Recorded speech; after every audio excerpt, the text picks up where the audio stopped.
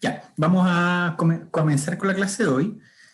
La semana pasada estuvimos hablando de que cuando hablamos de problemas de conservación, realmente estamos hablando en general más que solamente problemas ecológicos. Que conservación es más que entender el efecto de algunas amenazas sobre algunos elementos de conservación que son del interés nuestro, de nuestro proyecto o de la organización para la que eventualmente trabajamos. Conservación implica, ¿cierto?, meterse en aquellos aspectos que determinan esencialmente nuestros problemas, ¿cierto? En el caso de este modelo conceptual, los perros, pero por ejemplo podríamos hablar de pesca artesanal, ¿ya? Perdón, no la pesca artesanal, sino que en este caso pesca ilegal o incumplimiento de normas, etcétera, que por ejemplo impactan a las poblaciones de loco, cierta situación que vemos en Chile, de centolla u otros más. Sin embargo, si nosotros queremos entender y manejar este problema, necesitamos comprender todos estos factores que determinan esos problemas, esas amenazas, esos problemas que finalmente tienen que ver con comportamiento humano. Por lo tanto, conservación significa comportamiento humano, para ser más específico. Además de lo que vimos la semana pasada, que estuvimos hablando de uno de los principales cuerpos teóricos que usamos para entender comportamientos en el ámbito de recursos naturales y en otras áreas, que fue la teoría del comportamiento planificado, existen otras aproximaciones que son importantes también en términos del manejo de recursos naturales. Algunas de estas son aproximaciones motivacionales que se enfocan principalmente en entender en los aspectos que inician una conducta. Las aproximaciones motivacionales, ¿cierto?, sugieren que la gente busca ciertos resultados a partir de sus experiencias y de hecho a partir de las experiencias se pueden buscar múltiples beneficios, resultados. Entender las motivaciones, ¿cierto?, es importante especialmente cuando hablamos de turismo y aspectos recreacionales. ¿Por qué? Porque eso nos va a ayudar a orientar, ¿cierto?, nuestras acciones para promover este tipo de actividades. Por ejemplo, en términos de la recreación al aire libre, algunas de las motivaciones que están detrás, ¿cierto?, puede ser alcanzar logros, autonomía, toma de riesgo, unir grupos, ¿cierto?, estar con gente con intereses similares, disfrutar naturaleza, ¿cierto? Por supuesto, el componente estado físico también, ¿cierto? Son algunos de los múltiples motivaciones para la recreación outdoor. En muchos casos hay personas que pueden tener múltiples de estas motivaciones, pero en otros casos, ¿cierto?, puede ser guiado por algunas específicas. Satisfacción, por otro lado, se enfoca en los resultados que se obtiene a partir de una experiencia. Por lo tanto, la satisfacción va a depender, y eso lo podemos visualizar en nuestro propio, si nosotros revisamos nuestra experiencia en relación a actividades que son de nuestro interés, la satisfacción va a depender tanto de la experiencia como de las expectativas previas, ¿cierto? ¿Qué factores podrían afectar la satisfacción asociada a un área protegida, ¿cierto? Restaurante, tour, ¿cierto? A lo mejor, si uno doy un ejemplo, Torres del Paine, a lo mejor si uno le gusta, va por temas de fauna silvestre, probablemente uno va a ir con la expectativa de ver puma. Y puede ser que uno tenga el día bonito, que las vistas estén espectaculares, no llueva nada, etc. Pero uno no vio puma, ¿cierto?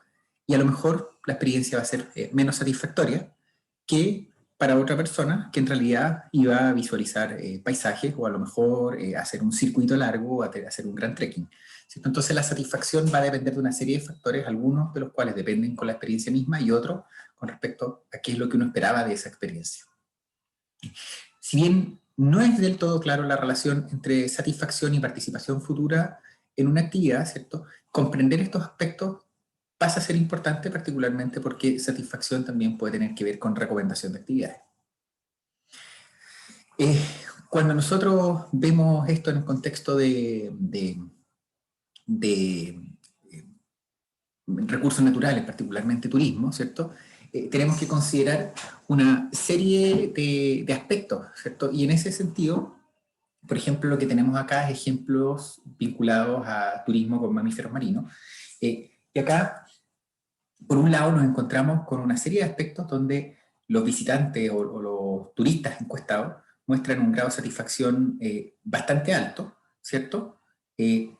Particularmente con muy de acuerdo, de acá hacia arriba, con las afirmaciones como que el equipo era profesional, sabía sobre ballenas y delfines, era entusiasta, ¿cierto?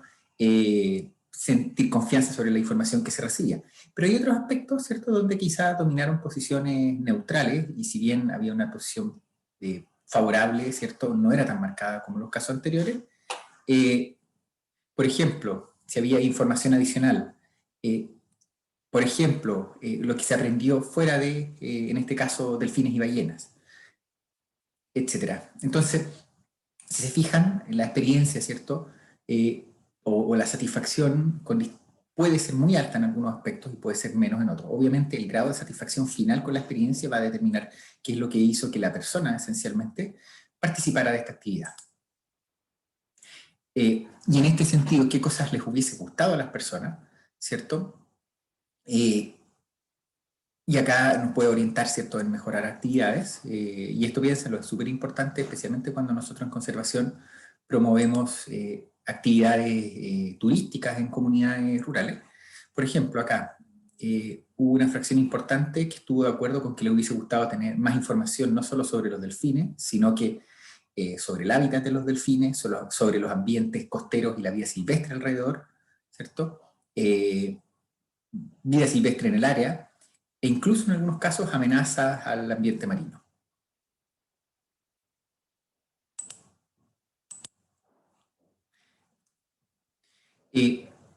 Entonces, bueno, esa foto por si acá es del Alberto Agostini en el ferry que va a Puerto Williams, pero también es un destino turístico bien importante. Entonces, ¿por qué nos interesa conocer motivación y satisfacción? Por un lado, permite mejorar servicios, insisto, especialmente en ámbitos de turismo de naturaleza. Segundo, proveer un mayor número de beneficios. Identificar causas de conflictos entre actores. Recuerden que distintos usuarios piensen en los temas de zonificación de uso público en áreas protegidas. Recuerden que necesitábamos tener compatibilidad de distintos usos. Y en ese sentido, conocer motivación y satisfacción nos puede orientar, ¿cierto?, a entender posibles causas de conflictos entre actores, ¿cierto?, y posibles soluciones y posibles resoluciones. Identificar actividades y experiencias sustitutos, y entender factores que llevan, por ejemplo, a tasas de visitas superiores a capacidad de carga.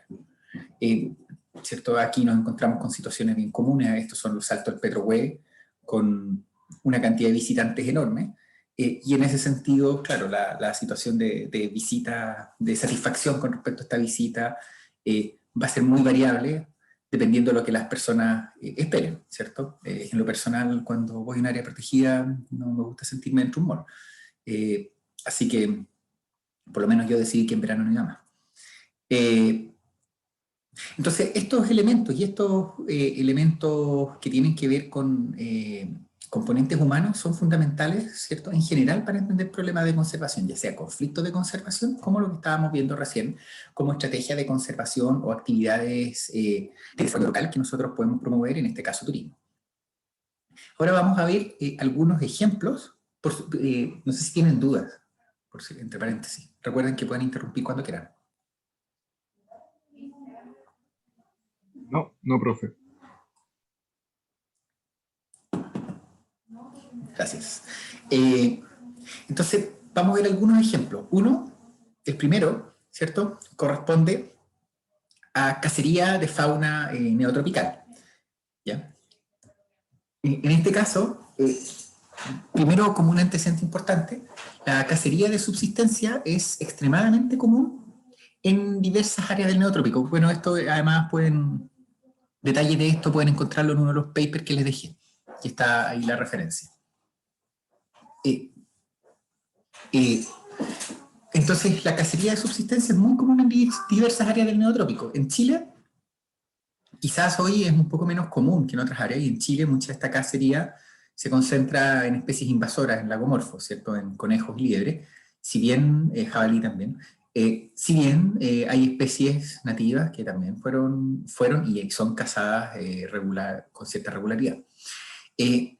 En términos de neotrópicos, anualmente se consumen en la Amazonía particularmente entre 10 y 24 millones de animales en la Amazonía rural, principalmente Brasil, y lo que genera impacto sobre abundancia de distintas especies. Por ejemplo, acá tenemos un tapir.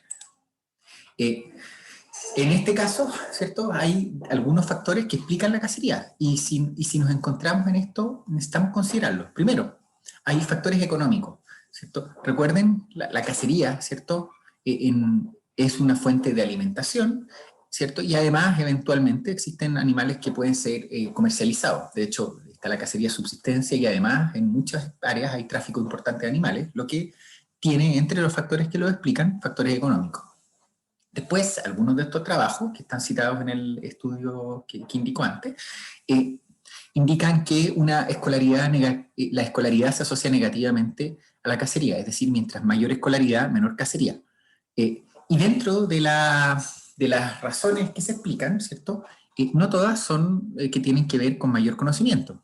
Algunas tienen que ver esencialmente con oportunidades económicas alternativas que provienen de una mayor formación, ¿cierto? La posibilidad de desarrollarse en otras áreas.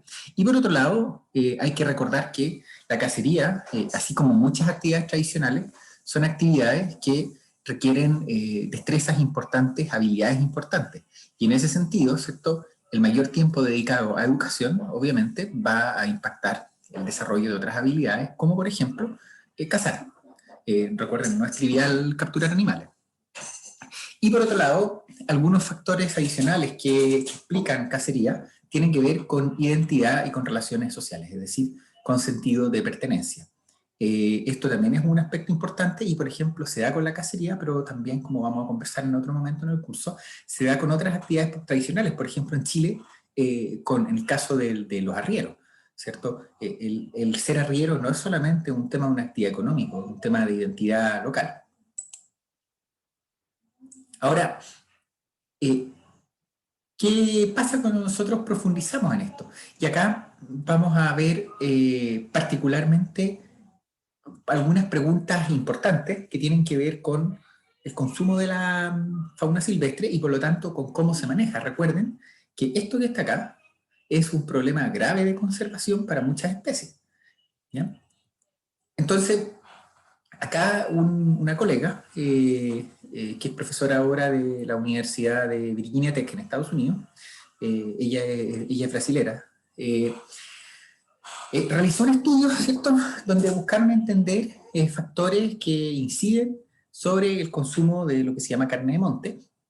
Y en este caso, ¿cierto?, ellos además buscaron evaluar cómo poder modificar o reducir el consumo de carne de monte. Y para eso, ellos buscaron entender especialmente qué animales estaban siendo consumidos, ¿cierto?, y cuáles eran las causas de ese consumo. Entonces, primero, algunos patrones de consumo importantes. La mayoría, el principal consumo de animales silvestres, esto correspondía a peces. Otros animales silvestres se consumen con menos frecuencia. Sin embargo, recuerden que algunas de estas especies pueden ser consumidas con menos frecuencia, pero puede generar impactos importantes como algunos grandes mamíferos, pero no solo eso, sino que también tortugas. La fauna silvestre, cuando se consulta a las personas y se hacen encuestas preliminares, es percibida como importante, ¿cierto? Si se pregunta si la fauna silvestre es importante, la respuesta es sí. ¿Pero por qué se percibe como importante? Se percibe como importante principalmente porque se percibe como una fuente de ingreso y también como una fuente de alimento. No así por su rol ecológico. Y por otro lado, los diagnósticos previos que efectúa la colega y sus coautoras, es que el consumo de fauna en el tiempo ha disminuido. Ahora, ¿por qué disminuye? Hay dos factores importantes. Uno, es más cara, ¿cierto? Recuerden que hay movilidad, como en muchas partes del mundo, desde medios rurales a medios urbanos, y por lo tanto en el medio urbano o en pueblos el precio va aumentando, y por otro lado también hay menos disponibilidad, lo que evidentemente también se relaciona con el precio, ¿cierto? Menos disponibilidad genera incremento de precio. Entonces, la pregunta que se hizo Willandia Chávez y sus colaboradores, ¿cierto?, es si era posible reducir el consumo de fauna silvestre. Y en este caso, ellos trabajaron con la teoría del comportamiento planeado, con lo que nosotros vimos la semana pasada. Entonces, esencialmente construyen un modelo conceptual que posteriormente lo evaluaron, que es el consumo, el comportamiento, la intención de llevar a cabo el comportamiento, que es consumir fauna silvestre, pero acá vemos algunos componentes importantes, actitudes, ¿cierto? Y acá actitudes sobre qué. Y aquí evaluaron sobre dos componentes. Uno, actitudes hacia el componente, perdón, hacia el comercio de vida silvestre, ¿cierto? Y por otro lado, actitudes sobre el gusto, es decir, si les gusta o no les gusta comer fauna silvestre o algunos otros productos. Y esto se relaciona con otros factores. Uno, conocimiento sobre la fauna silvestre, pero fíjense acá un detalle. Eh, eh, habilidades de cocina. ¿Por qué? Porque en el fondo la intención del comportamiento va a estar ligado ¿cómo se llama? Con el gusto de la comida, con qué tan rica es la comida. Y eso, obviamente, por un lado, tiene que ver con lo que uno va a consumir, pero también con cómo se prepara. Por lo tanto, en este caso, también evaluaron las habilidades de cocina y también evaluaron alternativas, que es las capacidades y la percepción que tenían las personas de que podían cocinar distintos tipos de carne y comprar pollo. Y acá vieron otro factor que es el precio del pollo. Entonces, eso influye finalmente, se evaluó si influía o no sobre el comportamiento. ¿Carla?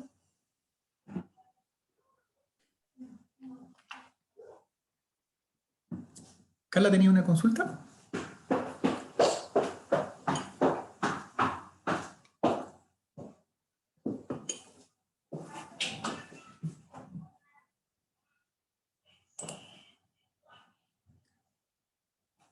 A ver.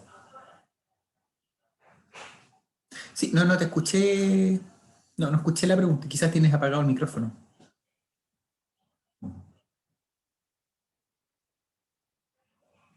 Sí, en muchos casos, no necesariamente en todas las especies, la cacería es ilegal.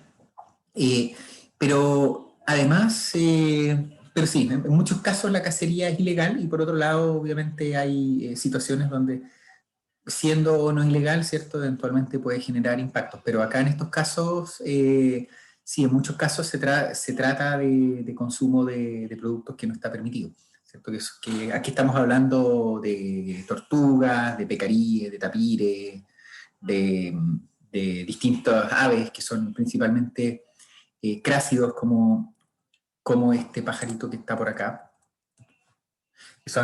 que son bastante comunes en los mercados tropicales. Eh,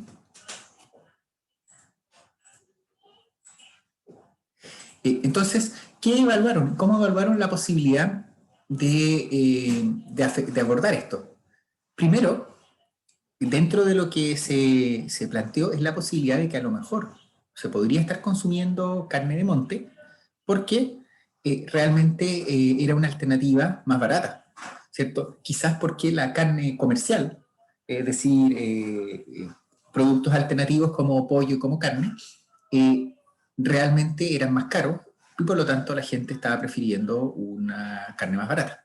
Por lo tanto, ¿cómo abordan este problema? ¿Cierto? Reducen el precio de un producto alternativo. ¿Cómo hicieron el experimento? Con cupones y subsidiaron el precio, bajaron el precio del pollo.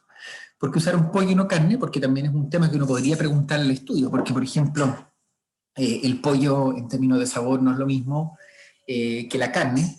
Obviamente hay preferencias, hay personas que prefieren más un tipo, personas que prefieren más otro. Eh, pero podría cuestionarse de si en el fondo la carne, el pollo es un buen sustituto de carne de mamífero. Eh, y quizás la respuesta es que en algunos casos no lo sea.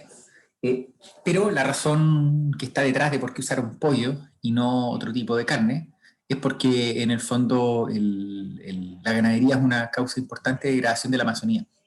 Y por lo tanto, en el fondo ellos no iban a promover una alternativa que podía ser peor para la fauna silvestre que la cacería misma. Y eso es importante considerar, siempre tenemos múltiples amenazas y en este caso la cacería es grave. En estos casos muy grave, especialmente porque si bien se hizo siempre de forma tradicional, hoy día la población es mucho mayor y eso significa que actividades que a lo mejor fueron sustentables en el pasado pueden dejar de serlo.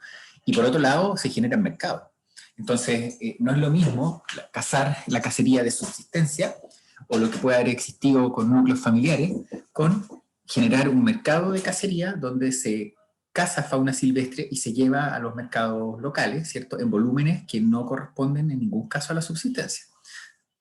Entonces, eso obviamente genera un impacto importante, pero la pérdida de hábitat y la degradación de hábitat y la conversión de selva amazónica a áreas ganaderas, ¿cierto?, genera un impacto que sí termina en pérdida de fauna silvestre y además pérdida de hábitat y además pérdida de una diversidad importante de especies que no son tampoco el objetivo de la cacería. Por lo tanto, ¿qué alternativa se promueve? También era importante.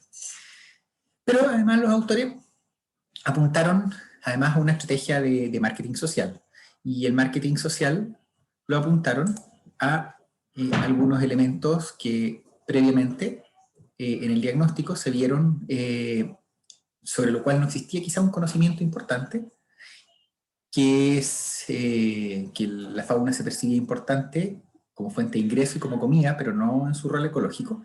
Y por otro lado, el marketing social también apuntó en otros elementos, que tiene que ver con potenciar estos elementos que están acá. Porque el modelo conceptual también evaluaba que la intención de consumir fauna silvestre tenía que ver con palatabilidad, con qué tan rico es, ¿cierto? Y eso tenía que ver con las habilidades de cocina, ¿cierto? Y también tenía que ver con cómo las personas percibían que ellos podían preparar un determinado plato. Por lo tanto, en esta estrategia de conservación, no solamente se trabajó en ver cuánto impactaba la cacería, la fauna silvestre, sino que se trató de entender cómo era lo que tenía que ver con las habilidades de cocina, y la estrategia de conservación y los talleres involucrados implicaron talleres de cocina. ¿De cocina de qué? De pollo. ¿Por qué? Porque lo que se buscaba promover, ¿cierto?, era el consumo de carnes alternativas e impactar de forma importante el consumo de carne de monte. Entonces, fíjense en esto, es una estrategia de conservación en la cual se está enseñando a preparar pollo. Entonces, ¿cómo opera? ¿Qué es el marketing social? ¿Cómo opera? ¿Cierto? El marketing social tiene que ver con la adaptación de tecnologías de marketing comercial, ¿cierto?, lo que todos estamos expuestos normalmente, a programas diseñados para influir comportamientos voluntarios de la población que mejoren el bienestar personal y el de la sociedad a la que forman parte. En el fondo son estrategias de marketing utilizadas para alcanzar beneficios sociales. El marketing social también se usa bastante en términos de salud pública.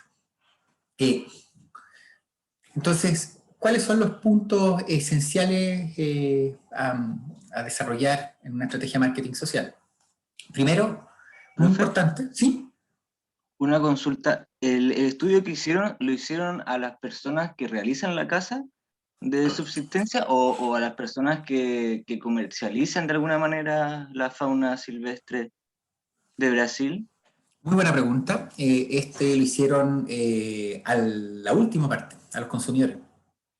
Ah, ya, ya. Sí, porque eso me ha Entonces, gustado, porque al final las personas que hacen esa caza como, culturalmente es parte de ellos. sí, y Como además, que, ¿no? sí, es que efectivamente es parte de, eh, y el problema se nos produce porque, claro, uno puede existir, puede estar el componente cultural, puede estar el componente subsistencia, pero lo que se nos produce acá, y lo que es principalmente complejo y problemático, es que finalmente se transforma en una cadena, un proceso productivo, y en eso, esa cacería que como decía antes, puede ser sustentable o pudo haber sido sustentable, recordemos que algo se haya hecho por miles de años y que haya sido sustentable 1000 años atrás, no quiere decir que sea sustentable hoy. ¿Por qué? Porque a lo mejor antes eran, puede decir cualquier número, pero a lo mejor antes eran 1000 personas y hoy día son 1.000.000. Y una actividad ejecutada por 1000 no es igual que una actividad ejecutada por 1.000.000. Y lo otro, que recuerden que en actividades como la cacería y en muchas otras, ¿cierto? Si retrocedemos en el tiempo, son actividades que en muchos casos se realizaban con armamentos sumamente y con instrumentos muy rudimentarios, de tipo lanzas, flechas, boleadoras, trampas de distinto tipo, y que hoy día se usa, a pesar de que se sigue manteniendo, ya no estamos hablando de la cacería de 100 años atrás, estamos hablando de trampas súper especializadas, podemos usar armas de fuego, que en el uso tradicional no existían. Entonces, también la actividad no es la misma actividad que años atrás. Y si eso le agregamos que existe un mercado, ¿cierto? En el fondo significa que ya no estamos cazando para nuestro consumo, estamos cazando para abastecer un pueblo. Entonces, se fijan que una actividad que pudo haber sido sustentable, que es un argumento que se usa mucho, siempre se hizo, ojo, que no es lo mismo hacerlo para el sostén de una familia, ¿cierto? Que hacerlo como parte de una cadena productiva importante y también con instancias distintas. No estoy dando un juicio si es correcto o es incorrecto. Estoy planteando el impacto en la biodiversidad, y el impacto en la biodiversidad va a ser muy, muy distinto si estamos hablando de armas de fuego y abastecer a cientos de miles de personas. Gracias, profe. Así que eso es importante, pero la pregunta era muy buena, porque en este caso el objetivo es el punto final, es la demanda, ¿cierto? No es la oferta. Y en este caso, por eso se promovía cosas como la capacidad de cocinar y promover comportamiento alternativo, consumir algo alternativo, porque eso, justamente, los cambios en la demanda usualmente generan impactos importantes en las bases de la cadena productiva, sea cual sea. Entonces, el marketing social opera seleccionando el comportamiento a promover, fíjense acá, ¿cierto? Comportamiento a promover. En este caso, ¿cierto? Los comportamientos tenían que ver con promover el consumo de pollo en alternativa, ¿cierto? Al consumo de carne de monte.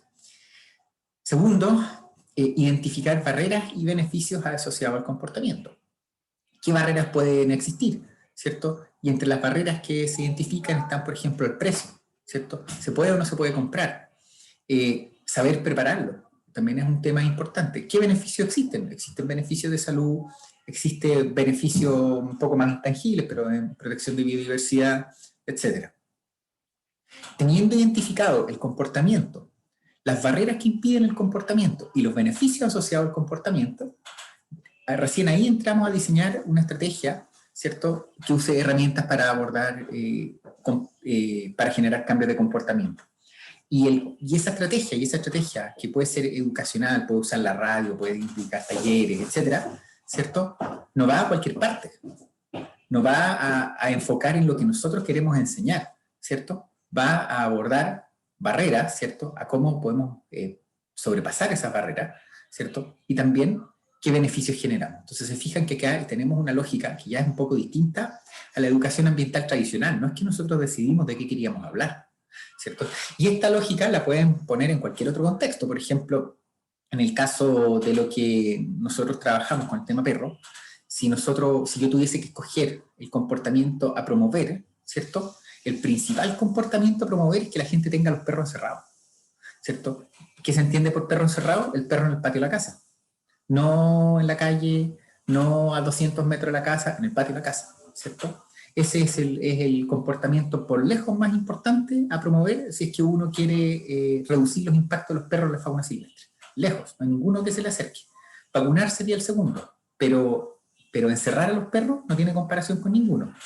Y después tendríamos que identificar qué barreras hay. ¿Por qué la gente no encierra a los perros? ¿Cierto? Y acá, por eso les digo, aplica a cualquier otro escenario. Y ahí, bueno, ahí hemos hecho encuestas y nos vamos a encontrar con distintos factores.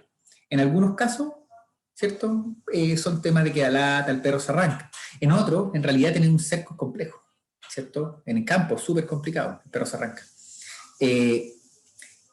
A lo mejor está la aceptabilidad social de ciertas cosas, ¿ya? Pero por otro lado, también tenemos beneficios asociados al comportamiento, ¿cierto? Menos reclamos de los vecinos, menos probabilidad que el perro termine atropellado, eventualmente, si es que existen sanciones, en este caso también menos riesgo de multas, etc.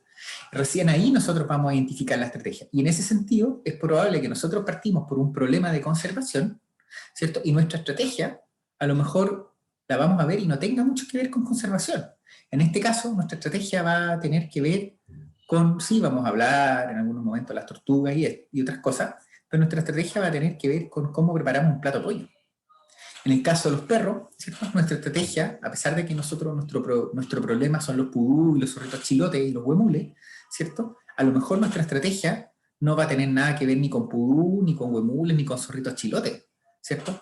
Va a tener que ver con que tu mascota esté bien, ¿se fijan?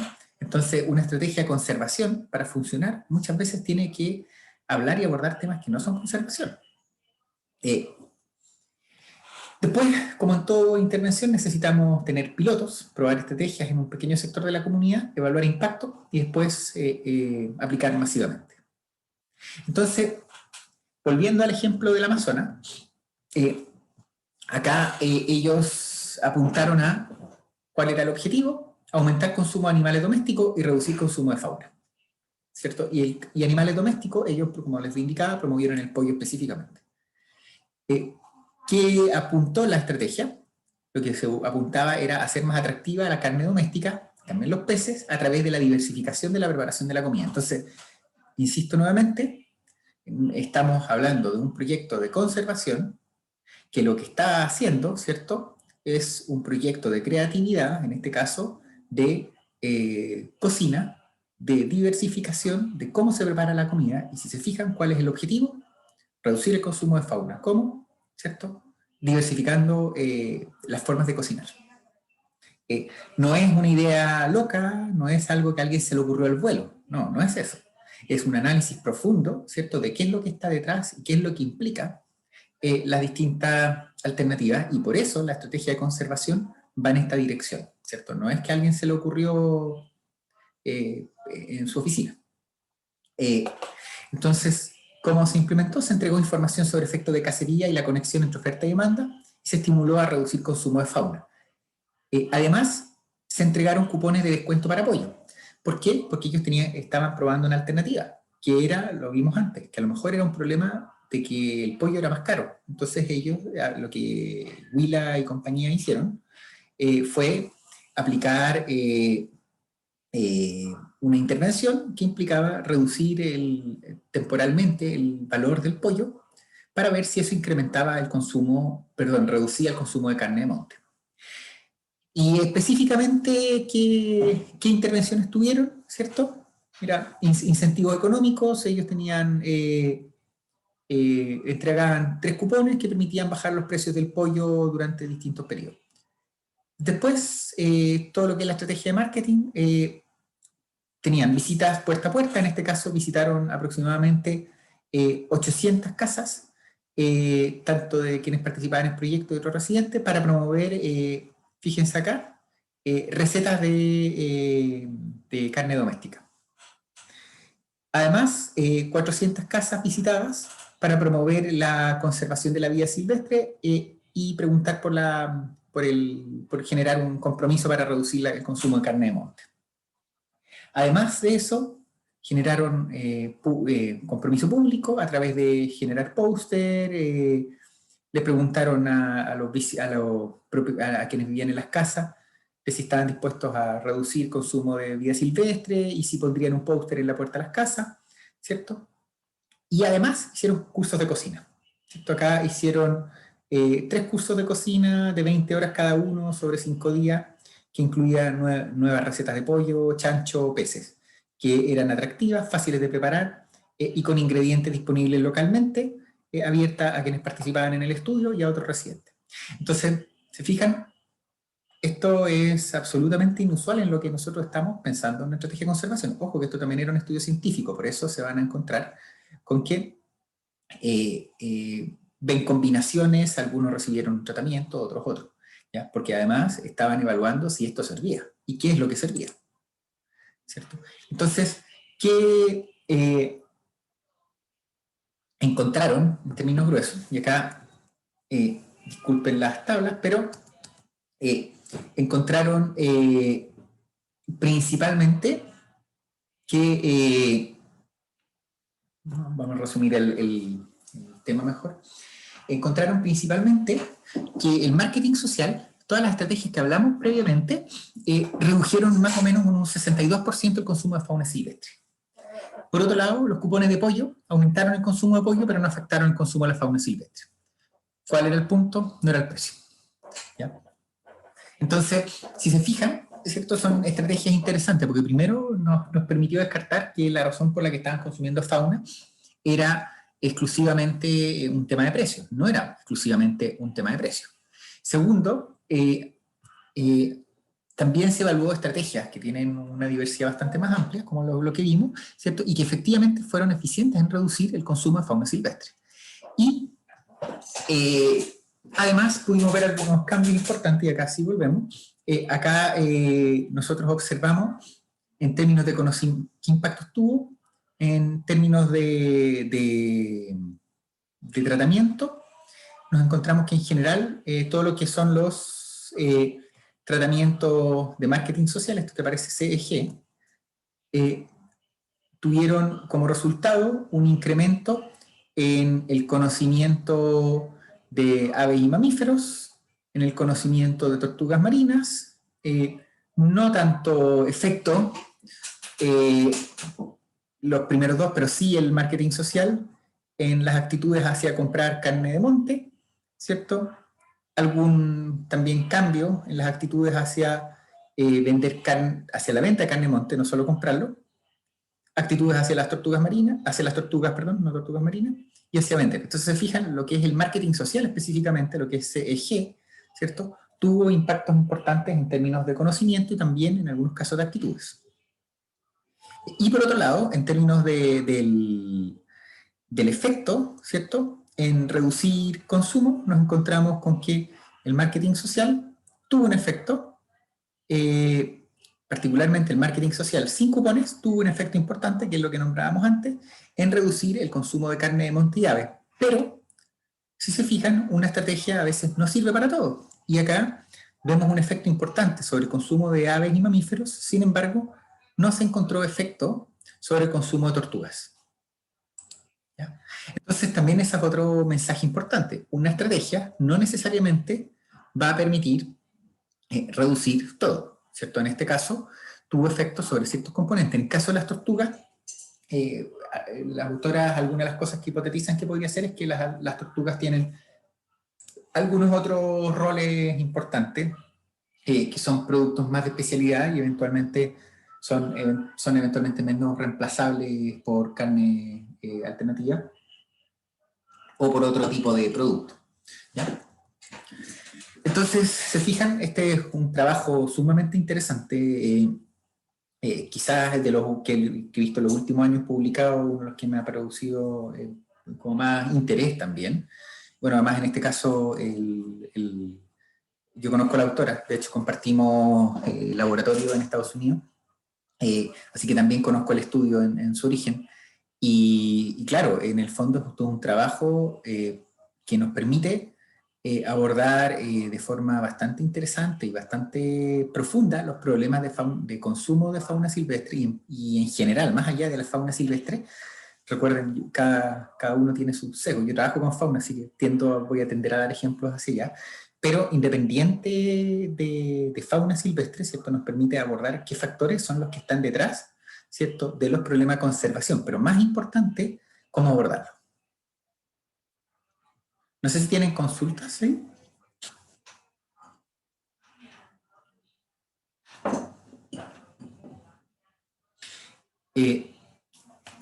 Un segundo ejemplo tiene que ver con las interacciones entre la fauna silvestre y las comunidades. Este tema es también llamado los conflictos entre fauna silvestre y humano, ¿cierto? Acá esta foto, ustedes la pueden ver, es una trampa cámara, ¿cierto? Donde tenemos un puma, que lo que se lleva ahí es una llama o una alpaca, no está del todo claro cuál de las dos, y en el fondo, esencialmente, es un puma cazando animales domésticos, ¿ya? Esto es una situación amplia, bastante común y problemática en distintos sectores del país, incluida esta región. De hecho, si nosotros revisamos los tipos de daños más comunes causados por vertebrados silvestres en Chile, ¿cierto?, nos encontramos diversos aspectos. Ataques, lobo marino, hay casos de ataque de lobo marino a persona, algunos no son tan frecuentes, pero existen, que terminan en lesiones. Pumas, ¿cierto? Hay ataques, son pocos, son muy pocos, y que terminen en muerte son menos, ¿cierto? El último caso conocido era el año 98, pero el año pasado hubo un caso que fue atribuido a Puma acá en la región, en el sector de Tres Chiflones. Entonces tenemos, pero aún así son casos extremadamente infrecuentes, pero modulan también las opiniones de las personas y la percepción de riesgo. Incluso en Chile hay registros, ¿cierto?, de ataque, incluso con muerte, causada por tiburón, ¿ya? Además, hay otro tipo de interacciones negativas entre fauna y personas, ¿cierto? Por ejemplo, con aves existen riesgo de incendio, colisión con aeronaves, otro estilo, por ejemplo, también cortes de luces recurrentes, acá en Valdivia con las bandurrias, ¿cierto? Es bastante frecuente que existen cortes de luz producto de las bandurrias y en algunos casos eso podría eventualmente acarrear riesgo de incendio. Han habido incendios atribuidos a accidentes con pájaros.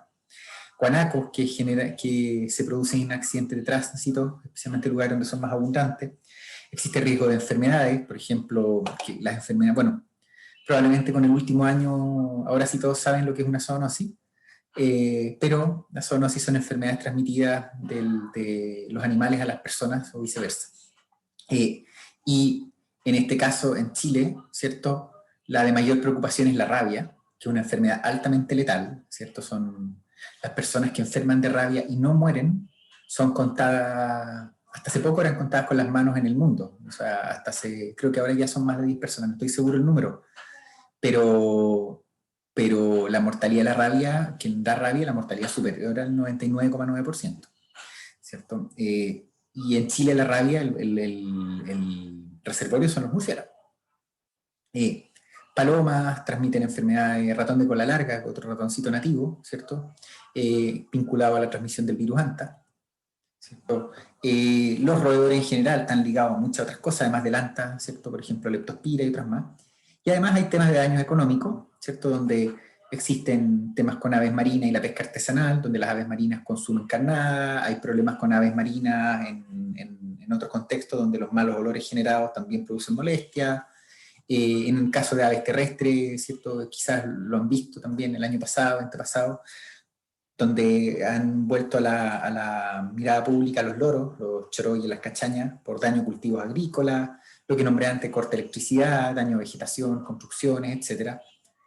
Burro asilvestrado con daño a cultivo agrícola, incluso los cetáceos, delfines, ballenas, cachalotes, ¿cierto?, donde se producen daño a operaciones pesqueras por depredación, ¿cierto?, etcétera, y podemos seguir. Y en todo esto, además, tenemos los carnívoros que, ¿cierto?, interactúan con el ganado, ¿cierto?, y entendemos interactuar como comerlo. Y si bien todos estos hechos son, en muchos casos, son relativamente infrecuentes, ¿cierto?, generan temas que son importantes. ¿Y por qué son importantes? Porque afectan a ciertas personas. Y el efecto, además, puede ser muy importante.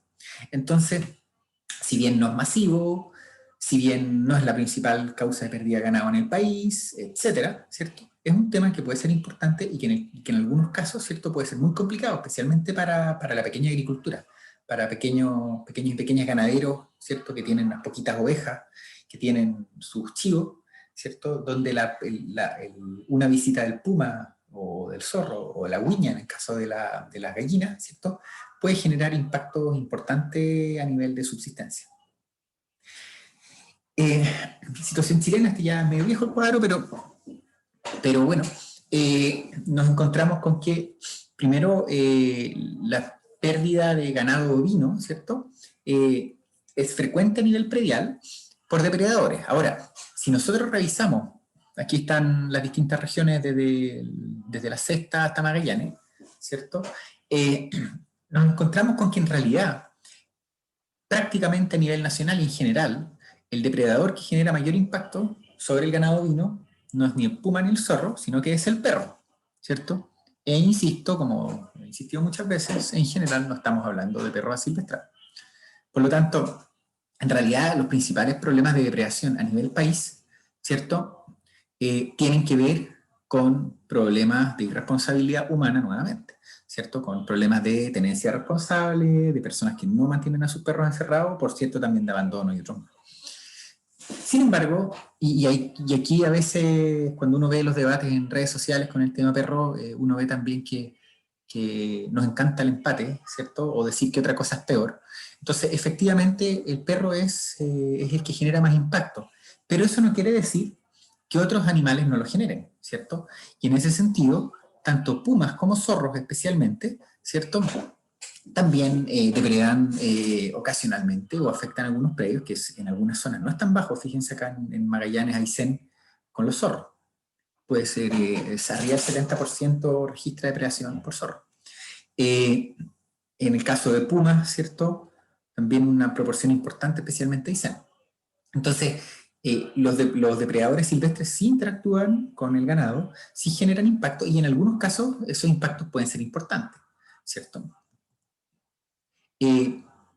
Otra mirada a lo mismo, ¿cierto? En general aquí el ranking a nivel nacional se repite, otro estudio bastante más reciente, que muestra que perros son lo primero. Sin embargo, tenemos algunas zonas del país donde los carnívoros también pasan a tener un rol importante. Y en algunos sectores, como acá en la región, ¿cierto? Donde quizás los los carnívoros no son una fuente tan importante de depredación, aún así, recuerden que el promedio amplio oculta las variaciones, y en ese sentido, hay predios que a lo mejor tienen un impacto bajo, pero después hay algunas personas que tienen impactos y impactos serios. Por lo tanto, eso es un tema que nosotros, si pretendemos conservar, y volvemos al punto, ¿cierto? Que pretendemos conservar carnívoros, ¿cierto? Yo trabajo con carnívoros y para mí esa es una de las motivaciones centrales. Nosotros no tenemos que negar los problemas, que eso lo hacemos mucho, ¿cierto? Como nos gustan los carnívoros, ¿cierto? Tratamos de decir que, o que no, o que los perros son peores, ¿cierto? Porque esa suele ser nuestra excusa. Hay algo peor que esto, pero que los perros sean peores no quiere decir que no exista el problema, o en su defecto que los beneficios son importantes. Y es cierto, los beneficios de los carnívoros son importantes, pero recuerda lo que hablábamos la semana pasada. El costo lo concentran los pocos y el beneficio se diluye en la sociedad. Por lo tanto, las y los afectados posiblemente van a tener una opinión distinta a la sociedad en su promedio. Entonces, un elemento importante a considerar acá es qué piensa la gente hacia la fauna silvestre. Esto es parte, lo hice, ya está viejo, pero fue parte de mi tesis de pregrado, y en ese tiempo, en zonas cercanas a la Unión, nos encontramos con que las actitudes hacia los pumas y hacia las huiñas eran bastante negativas. De hecho, cuando preguntamos qué le gustaría que le pase a los pumas, ¿cierto? Casi la mitad decía que desaparezcan, y con las huiñas alrededor de un 40%. Y si agregamos disminuir, ¿cierto? Estamos hablando cercano a un 80% quería que los pumas disminuyan, y cercano a un 80% que las huiñas disminuyan. Después, en términos de si me gustan o no me gustan. Y fíjense, pumas, más de 50% no me gusta para nada, huiñas 40%. Y no es porque sean feos, es porque se percibe como que les generan impacto. Y aquí está eso, ¿cierto? Dañinos o muy dañinos, ¿cierto? Nuevamente se repiten los números, más del 80% considera el puma dañino, ¿cierto? Más del 80% considera la uña dañina, ¿ya? Entonces, esos números van cambiando en el tiempo, por supuesto, van cambiando también en la medida de que las actividades productivas van cambiando, pero refleja la realidad. En este caso es un sector que vive harto la agricultura y la ganadería, ¿cierto? Refleja la realidad de ciertos sectores del país, que en muchos casos, por ejemplo, en esta encuesta, prácticamente todos los encuestados eran agricultores de subsistencia, ¿cierto? No eran agricultores comerciales, no eran grandes predios, era pequeña agricultura y muy afectados por situaciones que involucran carnívoros. Entonces, cuando nosotros evaluamos estos temas, podemos dar una vuelta adicional, ¿cierto? ¿Cómo se traduce esto en términos de actitudes hacia la fauna silvestre y en este caso especialmente intenciones conductuales? Y acá nos fijamos qué ocurre con los animales. Algunos, como el pudú, ¿cierto? Que en el campo a veces cuando uno pregunta dicen que les gusta porque no le hace daño a nadie, ¿cierto? En general, las intenciones conductuales hacia el pudú eran positivas, 95%. Nadie tenía intenciones conductuales negativas. Ahora esto es un trabajo en el bosque maulino. Con la torcaza, similar, ¿cierto? Pero fíjense acá empiezan a haber algunos cambios. El culpeo y el chilla, ya nos encontramos más del 40% nuevamente con intenciones conductuales negativas. ¿Por qué? por lo mismo que habíamos hablado. Y fíjense la uña, casi 60% con intenciones conductuales negativas. Entonces, ¿por qué ocurre eso en el caso de estos animales? ¿Cierto? Por lo que estábamos hablando antes, por la percepción de animales dañinos, ¿cierto? Por experiencias que las personas pueden tener, a veces no solo percepción, ¿cierto? Por ejemplo, en el caso de la uña, las noticias viajan rápido y en ese sentido, claro, cuando uno se encuentra, cuando una gallina se mete a un gallinero, usualmente puede matar 10, 12, 15 gallinas en nada, en muy poco rato, y eso lo sabe toda la comunidad. Por lo tanto, evidentemente, eso va a generar, cuando la gallina, la uña, se hizo cargo del gallinero de la vecina, ¿cierto? La mala impresión hacia la uña va a durar mucho tiempo, no solo en la casa afectada, sino que en todos los de alrededor, ¿cierto? Y en sectores cercanos. ¿Para qué decir con el puma? ¿Cierto? Y fíjense acá la evidente de la diferencia entre los animales que, comillas, no hacen daño y los que sí hacen daño.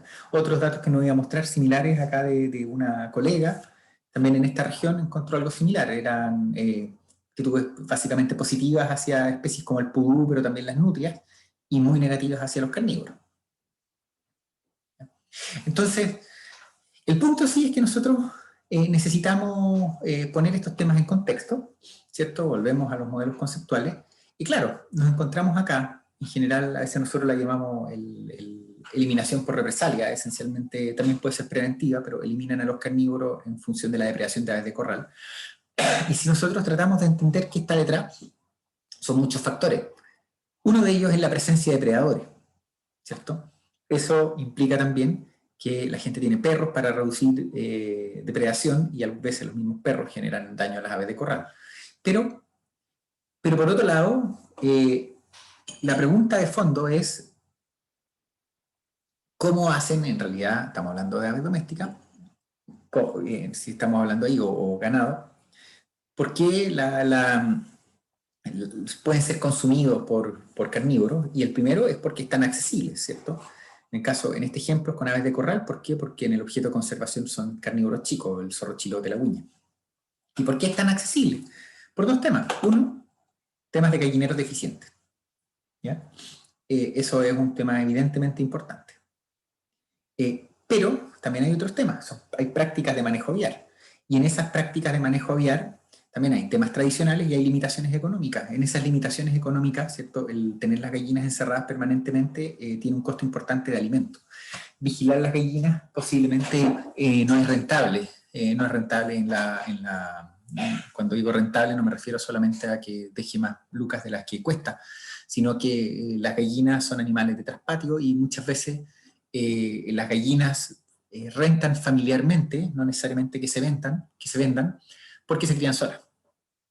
Porque en el fondo se alimentan solas, se guardan solas, ¿cierto? Y en el fondo son de baja inversión. Por lo tanto, esas limitaciones económicas, ¿cierto? Pueden condicionar prácticas de manejo, ¿cierto? Que finalmente deja a los animales más expuestos a los depredadores. ¿Por qué es importante comprender esto? Porque, por ejemplo, han habido algunas estrategias que no han funcionado del todo bien, como mejoras en gallinero, y parte de las razones por qué no funcionan bien tienen que ver con, a pesar de generar muy buenos gallineros, estamos hablando hasta con Radier, en el fondo, a veces la estrategia no funciona porque las gallinas siguen sueltas, o en algunos casos también porque los gallineros han terminado usados de bodega. Pero principalmente son temas de manejo. Entonces nosotros necesitamos ir comprendiendo estos factores y abordarlos. ¿Qué se hace en respuesta a la depredación? A nivel nacional, bueno, esto es un estudio local, pero se repite un poco. Se tienen perros para prevenir depredación y se encierran los animales. El problema es que el encierro muchas veces se limita a encierro nocturno y hay algunas actividades productivas donde no es factible por la cantidad de animales. Con mucho menor medida, Profe, trampa. disculpe, ¿Sí? una pregunta. Por ejemplo, si se pone una alarma que haga un tipo de ruido cuando hay un depredador o algo así, ¿el depredador se asusta con ruidos fuertes o pasa o come igual y no le importa? No sé, se me ocurría nomás. Mira, se han probado una cantidad de alternativas grandes y muchos de ese tipo de disuasores que eso, por ejemplo, se usa con los pájaros, que usan estos detonadores que están sonando cada poco rato. En muchos casos los animales se acostumbran. La habituación, que es un fenómeno conductual, básicamente acostumbrarse, pasa a ser frecuente. Y lo otro es que las áreas, primero, el detectar los animales en caso de depredadores no es tan fácil. Entonces, el tema automatizado, por ejemplo, por eso digo, se usa con los pájaros, que hay detonaciones cada cierta frecuencia de tiempo y ahí los pájaros se acostumbran. Y después de un tiempo parece que ya no es muy efectivo. Y en el caso de los depredadores, el problema sería, por ejemplo, incluso en un área chica, si tuviésemos solo 1 hectárea, pero muchas veces los animales se mueven en bastante más que eso, los domésticos me refiero. ¿De qué forma podemos detectar efectivamente un puma? Y la realidad es que es muy difícil, casi imposible. Entonces, por eso, ese tipo de estrategia muchas veces no funciona tan bien. Algunos colegas han probado y también hicieron experimentos usando sistemas de luces. Y eso tuvo efecto en una parte de Chile, lo probaron en el norte, en el altiplano. Funcionó con los pumas, pero no con los zorros. Y los que sí son muy buenos para detectar son los perros. Entonces, ahí les voy a mostrar, pero claro, está todo ese tipo de temas de ruido, de luces, espantapájaros en sus múltiples variedades, han sido de las estrategias que se han eventualmente probado. La tradicional fue cazar los animales, pero también la evidencia muestra que cazar, independiente del juicio valórico que nosotros tengamos, o nuestra postura, porque obviamente como estamos en el área de conservación tampoco somos neutros, ¿cierto? Pero dejando de lado nuestra postura al respecto, hay muchos casos donde la eliminación tampoco es efectiva. Y que puede sonar sorprendente, pero no es efectiva, porque efectivamente en algunos casos el problema cambia, o sea, o pueden llegar nuevos animales, o en su defecto, cuando ha sido masivo, ¿cierto? Aumentan la abundancia de otras especies, que a veces generan impactos incluso mayores que los causados originalmente por el carnívoro primario, ¿cierto? Que eso en monitoreo de fauna lo vamos a hablar, que se llama liberación de mesodepredador, que es lo que ocurre cuando se eliminan depredadores tope, ¿cierto? Que los mesocarnívoros aumentan. Entonces, pero sí, está dentro de las alternativas. En el norte de Chile, también situaciones similares. Aquí aparece con más frecuencia cazar, proteger, corrales, ¿cierto? También respuesta está cazar, y acá sí tenemos 2 tipos de cosas, y acá les muestro además, aprovechando de mostrar en los cuidados que hay que tener en la interpretación de las encuestas. Fíjense acá, hay quienes un puma en la casa. Fíjense acá esta diferencia. ¿Ha escuchado que se casen o maten puma en el sector? ¿Cierto? Y acá van a encontrar unas tasas de respuesta relativamente altas, que sí, principalmente por matar ganado, ¿cierto? Pero si en las mismas encuestas preguntaron si las personas habían matado pumas, y la respuesta existió el sí, pero fue una frecuencia bastante más baja. En ese caso, ocurre en muchos casos, me ha tocado verlo varias veces, que se interpreta, por ejemplo, que un 30% dijo que sí, ha escuchado que se caza en el sector, y solamente un 5% dijo que ellos sí cazaban. Se interpreta como que esa diferencia es que se está escondiendo información. Y no necesariamente es cierto. ¿Por qué? Porque, por ejemplo, si yo vivo en una localidad X, ¿cierto? A lo mejor en esa localidad, en una localidad chiquitita, ¿cierto? Si viven 100 personas, ¿ya? Probablemente la mayoría va a tener una idea más o menos qué hace el resto. Y a lo mejor yo voy a saber que el vecino de 3 casas más allá sí caza, que ha cazado puma de vez en cuando. Por lo tanto, y todos los 100 que vivimos ahí, o 80 de los 100, porque hay 20 que le cae mal, ese vecino sí que no tiene idea de lo que hace, pero a lo mejor 80 de los que vivimos ahí sabemos que ese vecino caza puma. Entonces, cuando nos vienen a preguntar y nos pregunten, ¿ha escuchado que se cazan puma en el sector? Vamos a decir, todos los que sabemos, si somos honestos, vamos a decir que sí. Y vamos a tener un 80% dice que se mata puma en el sector. Pero después, cuando me pregunten si yo cazo puma, voy a decir que no, porque no cazo puma. Y a lo mejor vamos a tener un 1%, asumiendo que quien caza puma diga que caza puma, que así que caza puma. Y nosotros vamos a tener, mira, el 80% o el 100% dijo que se caza puma en el sector y solo un 1% lo reconoció. Hay mucha gente mintiendo. No, no necesariamente. Efectivamente podría ser que si la información fuese perfecta, la realidad es que el 100% sabe que se cazan puma y solo el 1% caza puma. Entonces fíjense en lo delicado de interpretar las encuestas, porque hay veces que eso se interpreta que si yo sé que alguien lo hace, como que en realidad tú estás escondiendo información. Y no, y de hecho esa no es la forma de abordar comportamientos ilegales. Eso como nota al margen en términos de interpretación de encuestas, que lo vamos a ver más adelante. Interesante tema que apareció, esto fue cuando hice mi tesis de pregrado, es que la gente utilizaba algunas técnicas con más o menos frecuencia de lo que consideraba que era efectivo. Y en este caso, lo más utilizado y considerado más efectivo era encerrar a los animales, particularmente de noche, que también era bastante utilizado, en este caso principalmente pollo. Uso de perros, y acá hay un caso atípico. Hay dos casos. Primero veamos el obvio. El confinamiento permanente, habían varias personas que lo consideraban muy efectivo, pero una fracción bastante menor lo hacía. ¿Por qué ocurría eso? Por lo que les indiqué. Porque no era viable por costos. Por particularmente costos de alimentación que son altos. Pero lo otro que llama la atención era cazar los zorros, eliminarlos. Y se fijan, una fracción bastante más alta declaraba que era efectivo que los que declaraban usarlo. Tiene dos opciones posibles. La primera es que hayan escondido que cazaban, porque es ilegal. Pero la realidad es que en ese trabajo, en ese tiempo, no hubo mucha evidencia de que se escondiera información. Y realmente las respuestas que se dieron de por qué, a pesar de que consideraban que era efectivo, no lo hacían, tenía que ver porque en ese tiempo se modificó la ley de control de armas, ¿cierto? Y a diferencia de la ley de caza, tiene una fiscalización directa, que es en la venta de armas y también de munición. Por lo tanto, aun cuando consideraban que quizás lo que deberían hacer es escopeta, ¿cierto? No podían hacerlo porque no podían comprar munición. Y eso pasa a ser interesante en términos de conservación, porque ahí se fijan que una ley que no tiene nada que ver con fauna silvestre potencialmente genera un beneficio para la fauna silvestre. Esto es una ley destinada a controlar delitos que atentan contra la vida de las personas, no de la fauna silvestre. Pero en eso se limita también el uso de escopeta. Ahora, el qué se hace al respecto, podemos preguntarnos por las aceptabilidades sociales, ¿cierto?, de distintas alternativas. Y acá vamos a darle una vuelta a algunos de estos temas. Y, por ejemplo, está la opción de hacer nada.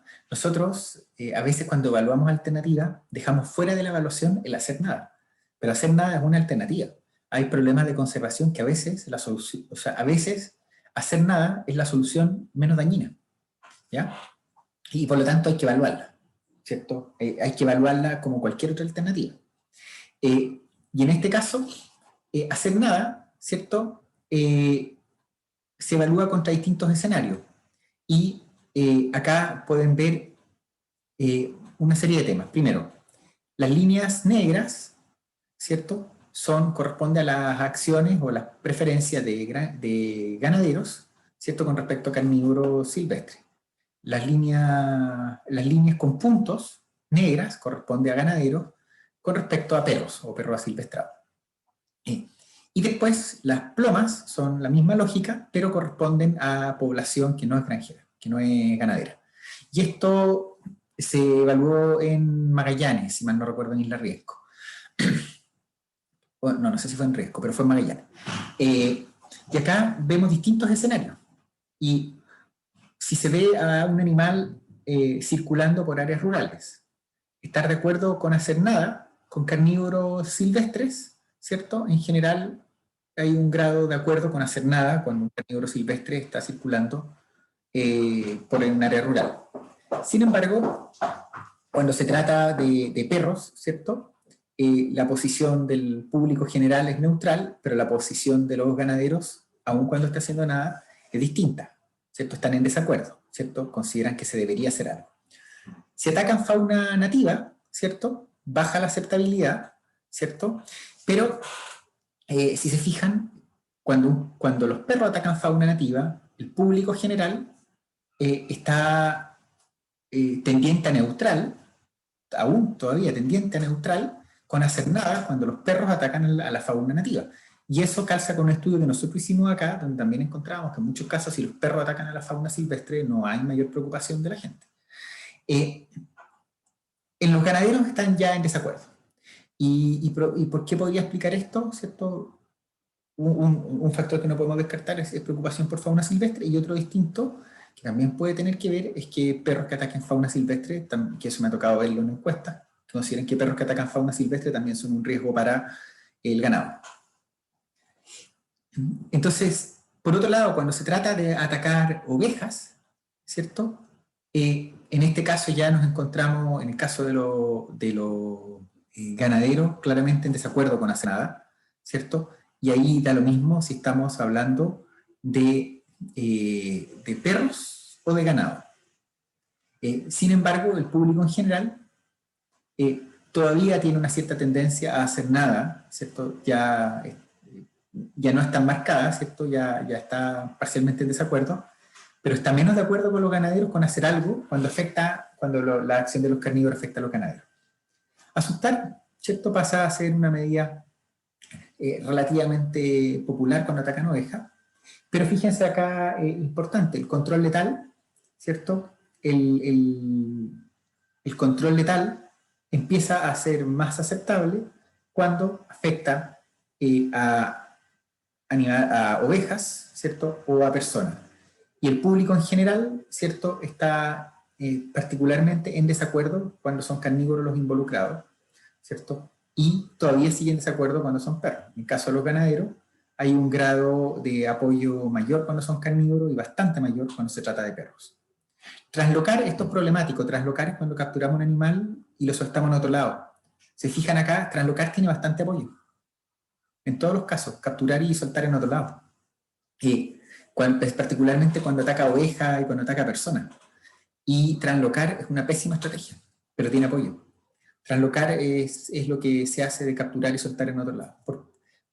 No sé si puse eso, ya que lo nombré lo pongo ahí. ¿Por qué es mala estrategia? Pues los animales translocados en general les va mal. ¿Ya? Los animales translocados suelen morirse y en malas condiciones. Entonces, es popular, ¿cierto? Porque es una estrategia que, comillas, involucra no matar al animal. Pero el escenario de los animales translocados es en general bastante malo. Y de hecho, este es un seguimiento que se hizo de pumas translocados aquí en la región de la Araucanía. Y pueden ver acá qué pasó con los animales muertos, o sea, eliminado, envenenado, se murió de hambre, lo mató otro puma. 5 pumas translocados, 5 pumas muertos. Y situaciones similares se dan en otros casos que los profundizaremos en el curso de manejo fauna. Pero se fijan ahí una estrategia que es socialmente aceptable y es pésima, ¿cierto? ¿Por qué? Porque los animales se mueren. Entonces es socialmente aceptable, pero técnicamente es un desastre. ¿Profe? ¿Una duda? ¿Sí? Oh, sí. Sí, tal. Ya, yo voy primero. Que la translocación de puma en sí, como en toda su forma, presenta los mismos resultados, o quizás porque no se ha hecho de la forma como no es recomendado que debiese ser, o se hace más eficientemente. No es... Este tipo de medidas con carnívoros en general a nivel mundial no es efectiva. Okay. Hay algunos casos con fines de conservación que tienen otro tipo de proyectos de largo plazo, con chitas, por ejemplo, y con algunos otros que han funcionado. Pero son otro tipo de proyectos, no tiene que ver con tomar animales que están causando problemas y llevarlo a otro lado. En general, cuando uno captura un animal, lo que pasa es que estos animales se mueven muchísimo. Entonces, si uno suelta un puma, primero está forzando un proceso que los animales tienen de juveniles, que es dispersar. Segundo, que uno suelte un animal en un lugar, un puma puede mandarse a cambiar 15, 20 kilómetros tranquilamente. Y 50 y 100 también. Por lo tanto, es probable que no llegue ahí. Tercero, es que lo más probable es que lo vamos a soltar en un lugar donde hay otros animales. Y ahí va a tener conflicto con los animales locales. Además, hay un tema que nosotros aquí no vemos. Aquí vemos que les pasó a lo translocado. Pero, por ejemplo, acá vemos que lo mató otro puma. ¿Y están seguros que el otro puma terminó bien? ¿O que en esas peleas por establecer territorio, en realidad, en vez de un puma muerto, a lo mejor terminaron 2 pumas muertos. Entonces, son estrategias súper complicadas y que incluso puede ser que a lo mejor, primero porque no lo seguimos, creemos que salvamos 5 pumas, y a lo mejor no solo nos salvamos 5 pumas, sino que matamos a esos 5 y a 2 o 3 más. Es posible. Entonces, esos tipos de estrategias en realidad no son muy recomendadas, son muy populares socialmente. El sistema de evaluación de impacto ambiental en Chile además lo recomienda, con ranas, con lagartijas, con todo eso. Y la evidencia, se han hecho seguimientos con otros animales. A mí me consta uno con pudú, obviamente no eran animales problema, eran animales rescatados, también la mortalidad fue altísima. Han hecho experimentos con ratones, que los translocan, también terminan mal. Entonces, en general, la experiencia en Chile y en el extranjero con esta estrategia es mala, es bien mala. Lo que pasa es que es una estrategia amigable con Twitter, ¿cierto? Porque el animal se ve volviendo al cerro y está la foto y se ve bonito y nadie mató al animal. Pero a lo mejor, sinceramente, fíjense esto, miren cómo terminó ese puma. ¿De verdad creen que eso fue mejor que la eutanasia? ¿Cierto? ¿Se fijan? Definitivamente no. Esa es una muerte terrible, terrible. No tiene... Y no es otra oportunidad. Nosotros sabemos que esto termina mal. Entonces, si nosotros sabemos que termina mal, ¿por qué implementamos algo que sabemos que termina mal? Y termina con sufrimiento para los animales. O sea, si lo vemos netamente bienestar animal, eso realmente yo por lo menos no lo considero aceptable. No, éticamente para mí eso no es aceptable. Aunque sea popular, ¿cierto? Porque la persona que está de acuerdo ve una solución, pero no sabe lo que pasa detrás. Entonces, es popular, pero es popular porque no sabemos qué ocurre. Porque si realmente viéramos esa foto no sería popular. Es popular porque es una presentación incompleta de la realidad. Pero la presentación completa no es tan bonita, ¿cierto? Entonces, esos son elementos importantes que tenemos que considerar, porque lo hablábamos antes, en las estrategias nosotros tenemos que preocuparnos del componente social, la factibilidad social, pero también del componente técnico. Esta es una estrategia que tiene factibilidad social, y bueno, ahí tienen la respuesta técnica, ¿cierto? Hay otras estrategias que son muy buenas técnicamente, no tienen mucho respaldo social, y ahí hay que trabajar los aspectos sociales. Y hay otras que eventualmente debiesen ser las mejores, que mezclan un poquito de ambas, que tienen factibilidad social y además tienen un grado de efectividad un poquito mayor, ¿cierto? Pero de hecho, esta es una de las estrategias malas que existe, translocar animales.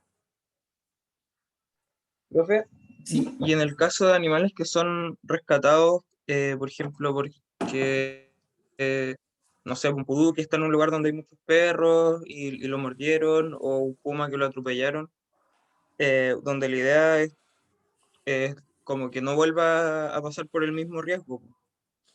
¿Cómo uno puede asegurarse de no moverlo tanto, o sea, y de no moverlo y moverlo lo suficiente para que no vuelva a estar bajo la misma amenaza? Esa es una pregunta para el segundo semestre, para manejo monitoreo de fauna. Pero en resumen, la idea en esos casos, primero, los animales siempre tienen que evaluarse a ver si pueden volver a liberarse. Esa es la primera. Y si es que son liberables, es importante que se liberen relativamente cerca de donde provienen. ¿Por qué? Porque primero va a permitir una mayor sobrevivencia, segundo, uno no va a estar moviendo genes. Cuando uno habla de animales como los pudús y otros, hay estructuras poblacionales, hay errores que podrían ser desastres. Mover pudú de Chiloé al continente, por ejemplo, es un desastre. Genético, me refiero. Entonces, la idea es que sea lo más cercano posible. Nosotros en la normativa de un área protegida, lo que se sugirió es que en esos casos, primero, que solo se reciban animales que provienen del mismo lugar, y segundo, que los animales no se liberen a más de 2 o 3 kilómetros del lugar de origen. ¿Por qué? Porque son los lugares que los animales de partida conocen. Entonces, minimizamos los riesgos, pero siempre tiene que haber además una evaluación sanitaria primero, porque la preocupación número uno, porque es un animal que pasó por un centro de rescate, que estuvo expuesto a animales domésticos, es que los animales no representen un riesgo para los animales silvestres, para los demás. ¿Por qué? Porque nuestro objetivo número uno es conservar la población que está ahí, ¿cierto? Ese es nuestro foco primario. Entonces, en general, lo que se debiese buscar es liberarlo lo más cerca posible. Por supuesto, no lo vamos a soltar donde está el perro para mí mismo. Eso estamos claros. Y el caso de los pumas es de una complejidad grande, porque ahí es un tema complicado, muy complicado, porque para al SAC le van a exigir la captura. El animal no lo van a recibir en ninguna parte, lo van a recibir con los brazos abiertos, menos un animal que está generando daño a ganado. Entonces, y de hecho hay mucho, cuando uno anda en sectores rurales, se habla mucho que el SAC anda liberando pumas, e incluso he escuchado en muchos lugares que el SAC anda en helicóptero liberando pumas. Pero, o sea, de verdad, eso lo he escuchado en muchos lugares, ¿cierto? Ahora, el SAC no tiene presupuesto ni para ir a la esquina en auto, pero, o sea, el Departamento de Recursos Naturales por lo menos no. Y tienen un presupuesto súper chico, o sea, helicóptero, no. Quizás alguna vez en televisión habrán salido, pero no, o sea, no tiene presupuesto para helicóptero. No para mover pumas. Pero claro, está la percepción y es muy complicado porque nadie quiere que le suelten un puma cerca, y menos un puma que estaba generando daño. Entonces, el tema del manejo de los pumas es un tema que no es trivial y que no tiene una solución de corto plazo. Y en términos ganaderos, la solución, el animal problema es un tema, pero más allá del animal problemático, el tema es que se hace en general, y ahí hay otras alternativas, ¿cierto? Porque hay dos temas, uno el problema general y después ya son los animales que acá llamamos cebados, ¿cierto? El animal que se acostumbró a cazar, y ese es un caso súper complejo. Pero el tema es cómo se hace la prevención general. Y en este caso, ¿cierto?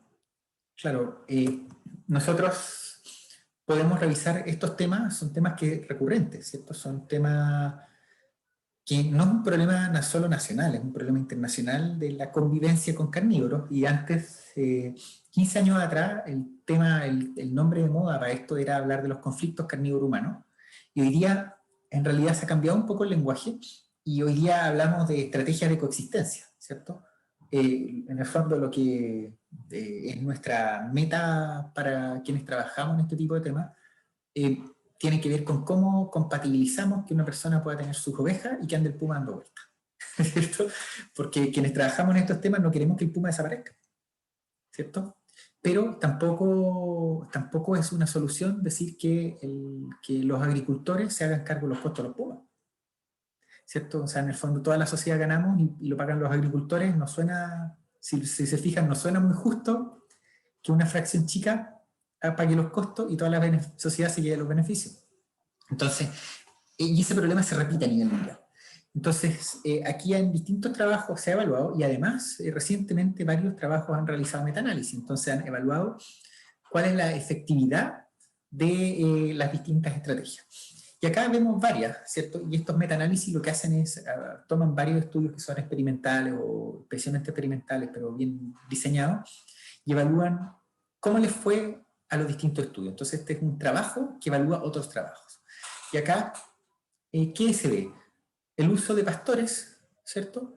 Tiene un efecto moderado en reducir la depredación, ¿cierto? Mientras mayor esta barra, mayor es el efecto, ¿cierto? Tiene un efecto moderado, ¿cierto? Los cercos tienen efectividad, ¿cierto?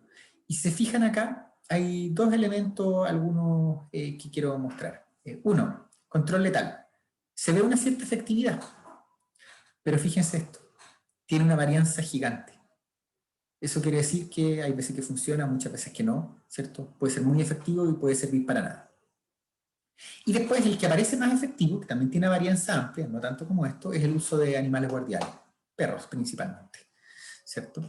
Y acá nos encontramos con una serie de temas. Primero, los estudios que cumplen con altos estándares a nivel mundial, no chileno, son limitados, ¿cierto? Principalmente existe algún grado de evidencia de efectividad con perros guardianes, con encierro y con disuasores, lo que hablábamos anteriormente de ruidos, ¿cierto? Y a eso habría que sumar luces, que se sumaron a un experimento hace poquito tiempo. Existen sesgos geográficos gigantes, fíjense acá, Sudamérica prácticamente nada, es porque se han hecho pocos estudios. Ahora hay uno que se hizo en Chile, que no alcanzó a ser incluido en este trabajo, y el grueso está en cánido, y si hablamos de cánido, el grueso es en realidad lobo y coyote, ¿ya? Y en menor medida felinos grandes, osos y otros más. Entonces, sí nos encontramos con que esto tiene varianza y también los animales se habitúan. El cierro son relativamente efectivos. Acá podemos ver que son distintas revisiones, ¿cierto? Donde muestran efectividad, ¿cierto? Los perros guardianes en general aparecen como relativamente efectivos, algunos trabajos muestran inefectividad, y hay algunos que generan efectos contraproducentes. De hecho, el manejo letal puede generar efectos que son contrarios a lo que se espera. Y este es el que yo les contaba, que son sistemas de luces, aquí en Chile, que lo llevó un colega chileno, Omar Orens, que Omar ahora está a cargo del programa Puma de Pantera. Que estos son trabajos que son fuentes de este tipo de temas, porque cuando nosotros como profesionales de la conservación vamos a trabajar con pequeña agricultura, vamos a promover cierto tipo de acciones, nosotros tenemos que promover soluciones, ¿cierto? No decirle a las personas que tienen un problema o dar una solución que no sirve. Entonces, en este caso, ¿cierto? El problema en lo que está detrás de este trabajo es un problema súper importante de conservación rural y de desarrollo rural. ¿Por qué? Porque nos encontramos con que qué solución le damos al pueblo aymara para poder convivir con pumas, ¿cierto? Y acá lo que este grupo encontró, ¿cierto? Es que estos sistemas de luces que ustedes ven acá fueron efectivos principalmente en el caso de puma, no así en el caso de zorros. De hecho acá, si se fijan, está el orden, ¿cierto? Luz y control, al remover las luces aumentaron las depredaciones por puma, y en el caso contrario hubo pocos casos, pero sí hubo una reducción. Y en el caso de zorro no se ve ningún efecto. No se ve ningún efecto o efectividad. Entonces, acá nos encontramos con temas que son importantes de desarrollo y como les decía, lo que tiene mayor efectividad es perro. El tema perro implica, es un perro que es criado con el ganado. Por ejemplo, acá en la zona costera se ve de repente perros que son parte de rebaños de cabras. Y eso son alternativas interesantes y relativamente son las que tienen más respaldo realmente. Y acá nos encontramos con preguntas importantes que son si existen conflictos entre objetivos. Por ejemplo, y por qué nosotros hablamos de conflictos de conservación. Realmente los conflictos no son entre los animales y las personas, son entre las personas. Y en ese sentido, en conservación, ¿cierto? Nuestro objetivo es conservar carnívoros nativos. Y los carnívoros proveen ciertos servicios, ¿cierto? Que se traducen en servicio de provisión, cultural, etcétera, pero en el caso de carnívoros probablemente focalizado en culturales y de regulación. Y posteriormente, los mismos carnívoros, ¿cierto? Si hiciéramos el modelo conceptual del ganadero, a lo mejor estarían listados como amenaza, ¿cierto? Entonces el conflicto se produce porque en conservación nosotros buscamos conservar los carnívoros y en desarrollo buscamos maximizar que al pequeño agricultor le vaya bien en su actividad pecuaria. Y acá, si se fijan, unimos estos modelos conceptuales, ¿cierto? Nosotros desde los carnívoros veríamos la eliminación por represalia por parte de, ¿cierto? Quizás los agricultores como una amenaza. Y acá podemos construir nuestro modelo conceptual y vamos a ver qué factores que están detrás es dificultad para fiscalizar, aceptabilidad local del control letal, actitudes favorables hacia el control letal, lo que es mediado por depredación de animales domésticos, etc. Si hiciéramos el modelo conceptual de la subsistencia, resulta que los carnívoros nativos nos aparecerían como amenaza. Y que quizás encontraríamos como factores contribuyentes. Que la sociedad rechaza el control de carnívoros, ¿cierto? Que la ley de caza me impide cazarlos, que hay iniciativas de conservación que me impiden tomar medidas, ¿cierto? Y que además el Estado o el mundo privado, sea cual sea, no me ayuda, no obtengo con instrumentos de gestión. Entonces, se fijan, el modelo conceptual de conservación está acá, y acá está un modelo conceptual hipotético, donde los carnívoros figuran como conflicto. Pero ¿qué tenemos en común? Que acá viene el desafío nuestro, acá, ¿cierto? ¿Qué es lo que une el problema la amenaza para la conservación con la amenaza para el tema, para el problema ganadero. El punto central es que hay un tema de manejo de animales domésticos. Y acá tiene a su vez factores contribuyentes como prácticas tradicionales, desconocimiento, falta de recursos. ¿Por qué conceptualizarlo de esta forma? Y de esta forma honesta es importante porque probablemente esto nos va a implicar que nuestras acciones de conservación y de desarrollo local, cuando buscamos compatibilizarlas, ¿cierto?, van a estar acá. No va a estar en solamente cambiar, generar una opinión positiva hacia los carnívoros, porque ¿quién va a generar la opinión positiva? Los que no son afectados por carnívoros. En el fondo, lo único que vamos a hacer, primero no va a cambiar la situación, quizás van a cambiar las respuestas en las encuestas, pero no la situación, y además se va a generar un sentido de desprotección hacia un sector vulnerable en la sociedad. Por otro lado, si focalizamos acá, ¿cierto? Lo que vamos a generar va a ser una potencial solución por aquí, pero un daño grave por acá. Por lo tanto, nuestro trabajo de coexistencia se focaliza acá, ¿cierto? En el fondo, en cómo generamos instrumentos de gestión que permitan mejorar el manejo de los animales domésticos. ¿Qué alternativas tecnológicas damos nosotros? Hoy día INDAP contamos con herramientas, ¿cierto? Vía INDAP, vía Cercotec, podríamos contar con herramientas. El tema es que tenemos que generar esas herramientas. Entonces, justamente cuando buscamos compatibilizar, tenemos que trabajar acá, ¿cierto? Y eso finalmente transformarse en estrategias, ¿cierto?, que permiten mejorar el conocimiento, mejorar el manejo de los animales domésticos. El conocimiento, aquí estamos hablando de las opciones de manejo, ¿cierto? No el conocer que los pumas comen liebres o comen conejos. Eso la gente que vive en el campo, que tiene ganado, sabe que el puma come liebres. No vamos a ir a hacer educación ambiental para contarle algo que ellos saben. No, probablemente no sea tan buena la opción. Lo que nosotros tenemos que generar es, primero, el desarrollo tecnológico que permita generar opciones de manejo y, segundo, mejorar el conocimiento sobre la opción de manejo. Generar instrumentos de gestión eficiente basados en evidencia, etcétera, ¿cierto? Y por otro lado, esa sensación de iniciativa de conservación como un problema local, ¿cierto?, tienen que abordarse con iniciativas de conservación que incorporen a la comunidad. Entonces, ¿se fijan? La mirada de coexistencia, ¿cierto?, es una mirada de diagnosticar el problema, no hacer lo que se hace muchas veces en conservación, que es negar esto. Y la realidad es que esto sí existe, ¿cierto? Así como esta es una realidad, esto también es una realidad. Por lo tanto, el comprender ambas realidades, ¿cierto?, nos va a ayudar a encontrar soluciones que efectivamente sean soluciones. Entonces, ¿qué desafíos tenemos para estrategia? Primero, compatibilizar objetivos de conservación con objetivos de bienestar. Segundo, necesitamos determinar efectividad de alternativas de manejo y usar la información que ya está disponible. Es importante, no siempre tenemos que ejecutar el nuevo estudio, ¿cierto? Necesitamos mirar la literatura internacional. Hay cosas que se han evaluado muchas veces en otras partes del mundo y no podemos hacer como que eso no existe. Imagínense, piensen ahora en cada fármaco que usamos, ¿cierto? No todos los fármacos se han evaluado en Chile o en Valdivia, ¿cierto?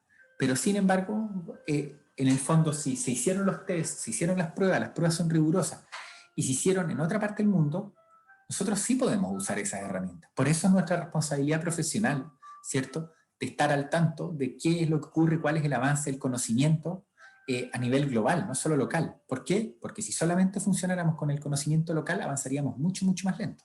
Entonces tenemos que considerar conocimiento local, pero también tenemos que darle peso a la base de conocimiento global que tenemos como humanidad, ¿cierto? Tenemos que considerar la factibilidad social de la alternativa de manejo, ¿cierto? Y considerar ambas, ¿cierto? La factibilidad técnica y la eficacia de la medida, pero también la factibilidad social. Incorporar dimensión humana a la toma de decisiones y fortalecer capacidades institucionales y desarrollar instrumentos de gestión. Paramos acá un ratito. Ya, continuamos entonces con la última parte previo a pasar al trabajo práctico. El tercer ejemplo que le quería mostrar tiene que ver con conservación privada, particularmente acá en la región de Los Ríos.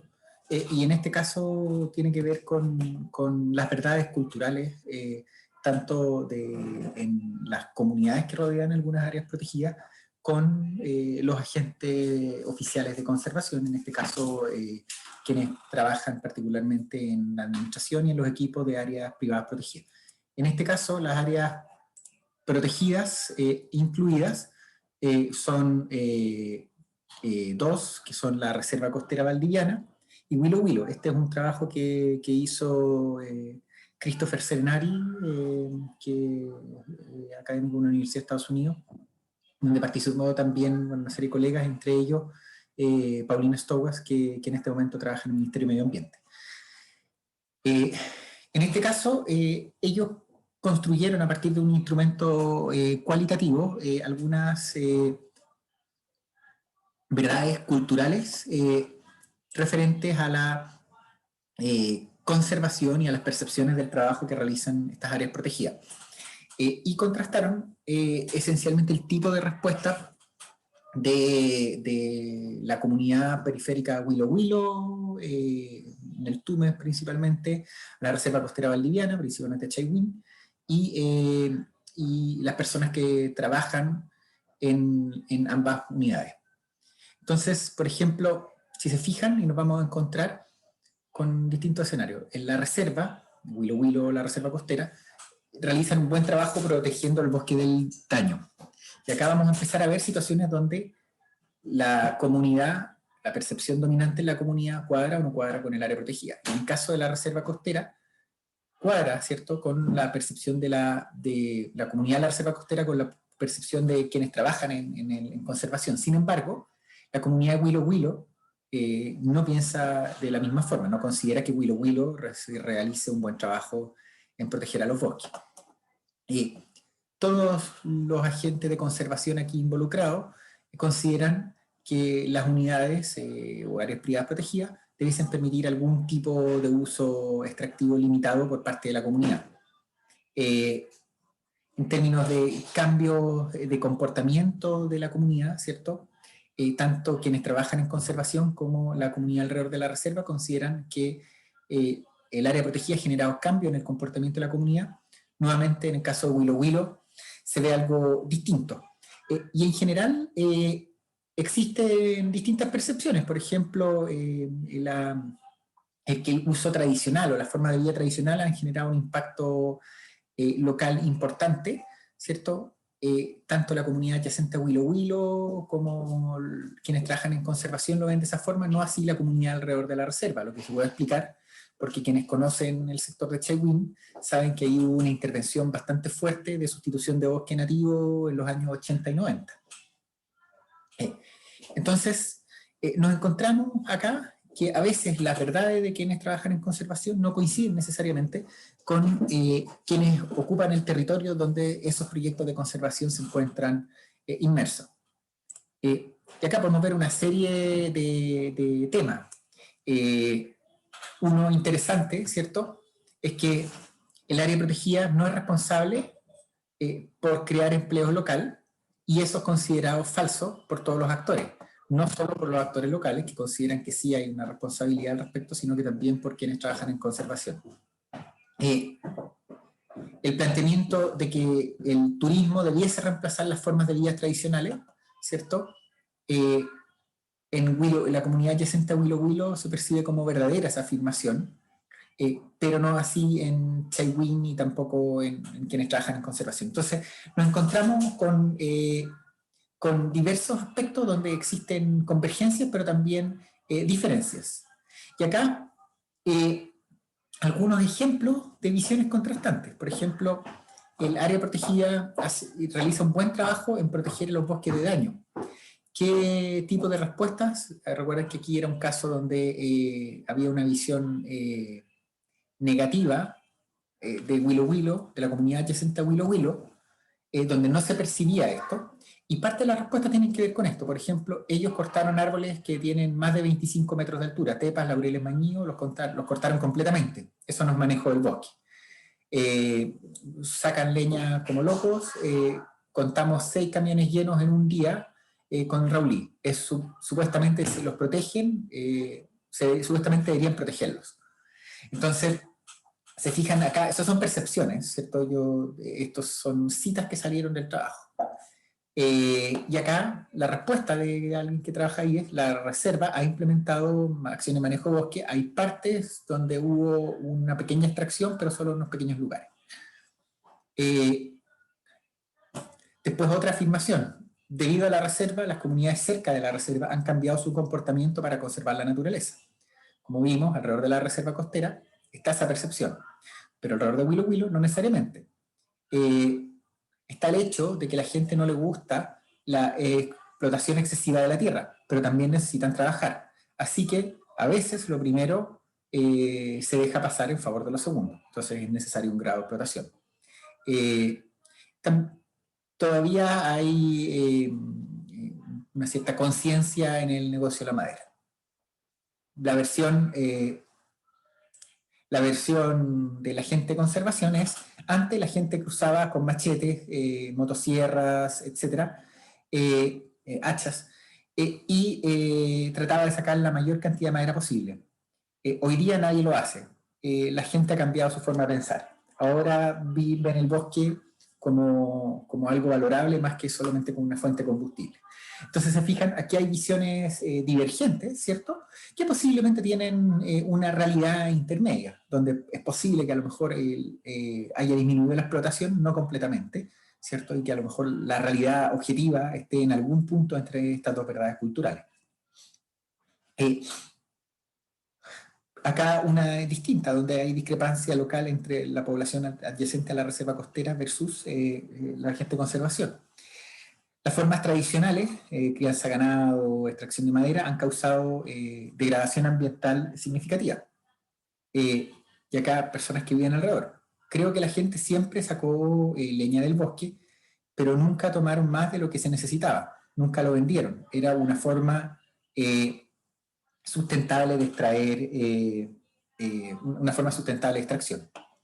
Y otra persona indica que el ganado no daña los árboles, ¿cierto? Estos son visiones locales, por supuesto.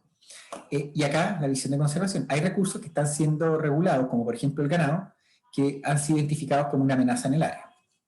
Y por otro lado, creemos en principio que si una familia acostumbraba a criar animales dentro del parque o cortaba leña, y hoy día le damos empleo, esto significaría un impacto positivo en el bosque. Entonces, se fijan, hay diferencias en las percepciones.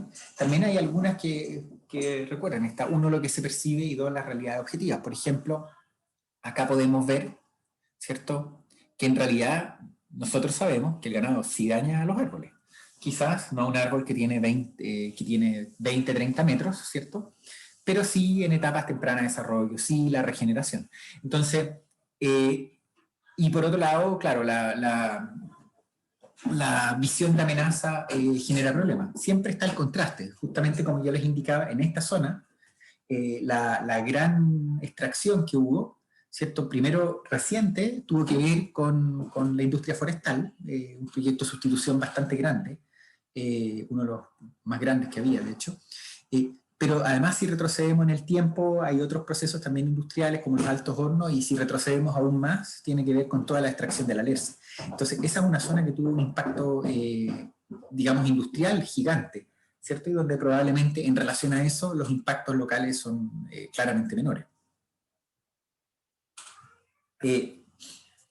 Después acá otras más, miren, algunos interesantes. En el caso de la comunidad alrededor de Willow Willow, ¿cierto?, la afirmación: la reserva fue creada para proteger los bosques de degradación, y algunas percepciones: la reserva tiene propósitos de marketing más que de conservación.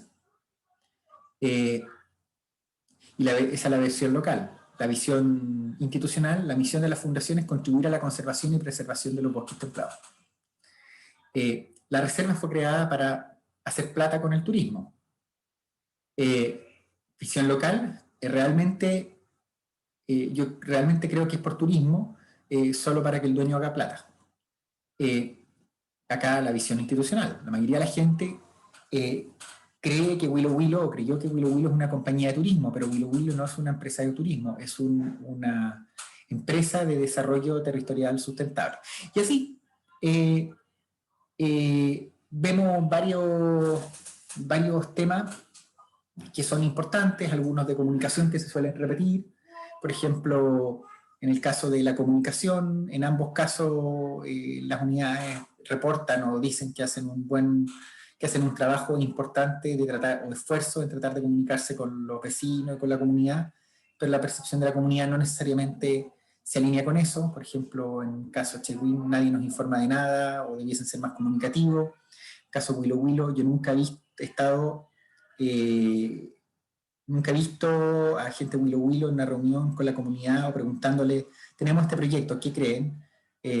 Cosas como esas no. Entonces, si se fijan, hay diferencias que son importantes y son diferencias, ¿cierto? Podríamos seguir entre qué es lo que quienes trabajan en el área, en el proyecto de conservación, perciben que se está haciendo, ¿cierto? Y lo que efectivamente la comunidad percibe. Y eso genera verdades culturales distintas, genera instancias que pueden o no derivar en conflictos, y como ustedes pueden ver, son temas que no necesariamente son de difícil. Por eso hoy día es tremendamente importante que los proyectos de conservación tengan elementos de participación, pero además de tener elementos de participación, tengan responsables comunitarios. Así que, y eso además nos lleva a un punto adicional que va a seguir la próxima clase, porque ahora vamos a pasar a la parte práctica, que es qué es correcto y qué es incorrecto, ¿cierto? Y eso es el dominio de la ética, esencialmente el cómo debemos comportarnos. Ya, en relación al trabajo, ustedes ya vieron la pauta. En la pauta, perdón, en el trabajo ustedes van a trabajar en grupos de 3 a 4 personas. El propósito del trabajo, si se fijan en la pauta, es, primero, va a ser identificar un territorio, ¿ya? Esencialmente en 2 o 3 páginas, ¿cierto? Ustedes van a tener que elaborar una descripción del territorio que analizan. Eso yo les recomiendo que cojan un lugar que sea de interés de ustedes, que ojalá hayan integrantes del grupo que lo conozcan, etc. En este caso, a diferencia del semestre pasado, no estamos focalizados, no es necesario en ningún caso en áreas protegidas. En este caso nos interesan territorios donde ojalá vivan personas. ¿Por qué? Porque el foco del trabajo, ¿cierto?, está enfocado en la interacción entre componentes humanos y componentes de conservación. Por lo tanto, nos va a interesar un territorio de esas características, donde ustedes incluyan después en la descripción ubicación geográfica, características sociales, ambientales, relación de la comunidad con el medio ambiente, etc. Posteriormente, identificado el territorio, ¿cierto? Lo que vamos a tener que hacer es identificar el problema. Y identificar el problema va a tener una serie de elementos. En este caso, a nosotros nos interesa un problema donde se produzca donde exista esencialmente elementos de biodiversidad que provean de servicio ecosistémico importantes para la comunidad y se transformen en elementos de bienestar. Por lo tanto, en este caso, nosotros vamos a trabajar no solamente con el componente conservación, sino que con un foco muy central en los objetos de bienestar humano y en el servicio ecosistémico asociado. Por lo tanto, nosotros en esto vamos a tener que identificar y describir los elementos de biodiversidad en los cuales nosotros vamos a interesar. Vamos a tener que identificar y describir los vínculos entre elementos de biodiversidad y bienestar de la comunidad, ¿cierto? Por lo tanto, vamos a tener que identificar los servicios ecosistémicos que el elemento de conservación que a nosotros nos interesa, que puede ser una planta, un ecosistema, ¿cierto? En este caso no es necesario hacer todo el proceso de selección que hicimos antes, pero por dar un ejemplo, a lo mejor escogimos el loco, ¿ya? Y el loco provee servicios súper importantes, provisión, ¿cierto? Y también de regulación. Recuerden que los locos son estructuradores de la comunidad, y eso se transforma además en importantes servicios culturales y en términos de calidad de vida. Al menos, ¿cierto?, contribuye a subsistencia, al menos contribuye a seguridad económica y también a identidad. ¿Por qué? Porque en el fondo está toda la identidad de los pescadores. Entonces, asociado a esto, vamos a tener que identificar y describir uno o más objetos de bienestar humano, en que el proyecto se enfocará. Vamos a entrar con más profundidad al objeto de bienestar humano un poquito más adelante en el curso. A partir de lo anterior, vamos a identificar y describir una amenaza o problema. En este caso, si se fijan, nosotros vamos a tener que entender la amenaza no solo como un problema para la biodiversidad, sino que como una amenaza, ¿cierto?, para la provisión de servicio ecosistémico y para el bienestar de la comunidad. Entonces, siguiendo con el ejemplo del loco, si nosotros cogiéramos el loco, ¿cierto?, a lo mejor la sobreextracción o la extracción ilegal del loco, ¿cierto?, nosotros lo vamos a identificar como una amenaza y la vamos a tener que escribir porque afecta a las poblaciones de loco, pero no solo por eso, sino porque afecta, ¿cierto?, la capacidad del ecosistema de proveer locos en cantidad suficiente y en talla suficiente, de forma de poder garantizar que los pescadores artesanales, ¿cierto?, puedan ejecutar su actividad, ¿cierto?, y su negocio. En este caso, ¿cierto?, el tema, tanto, recuerden que la pesca del loco no es solamente con fines de subsistencia, también tiene una finalidad comercial, ¿ya? Posteriormente, y es parte de lo que vamos a partir con la actividad también, la idea va a ser elaborar un modelo conceptual, que lo van a ir trabajando por varias semanas.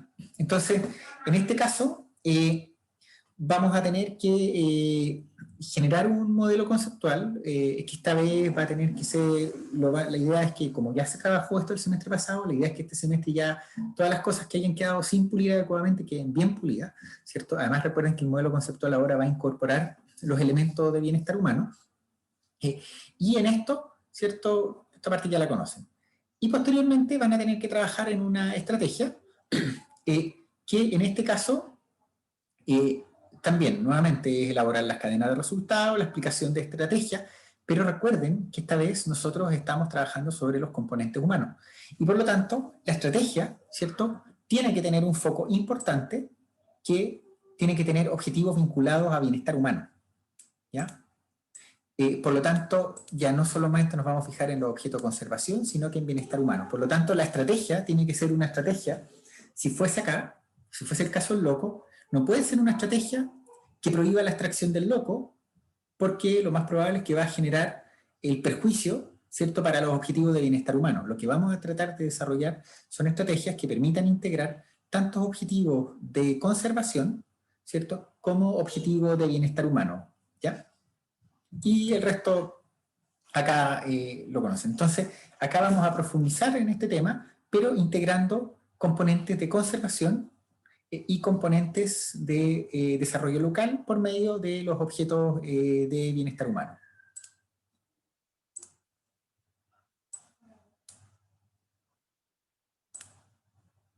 No sé si hay consultas hasta ahí.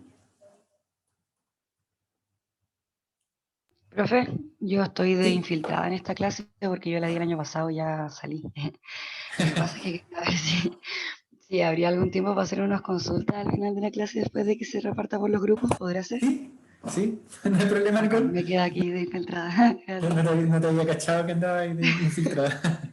Perdón. Sí, ningún problema. No, no hay problema. Gracias, profe. Chao. Ya. Entonces, ¿qué vamos a hacer? Hoy día inicialmente el rato que queda, la idea, lo importante, en esta sesión y la próxima, las próximas dos, la idea es que, esta sesión, que conformen grupos de 3-4 personas, me lo hacen llegar por el chat, yo además lo voy a dejar respaldado en el CIEDUC, entonces yo los voy a separar en sala.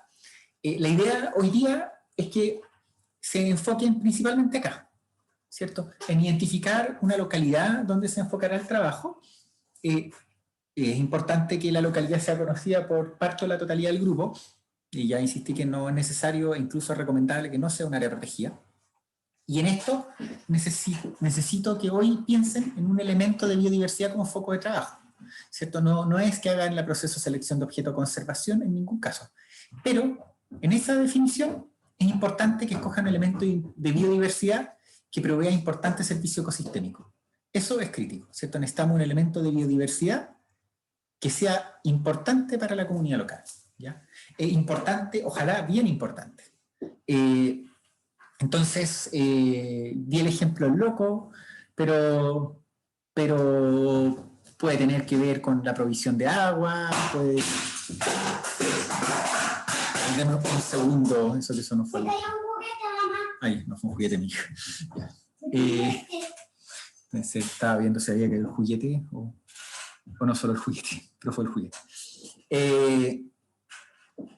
En este caso, necesitamos, claro, coger un elemento de biodiversidad que sea importante para la comunidad, ¿cierto? El loco puede ser un ejemplo, pueden haber otros que tengan que ver con provisión de agua, pueden tener que ver con provisión de leña, etc.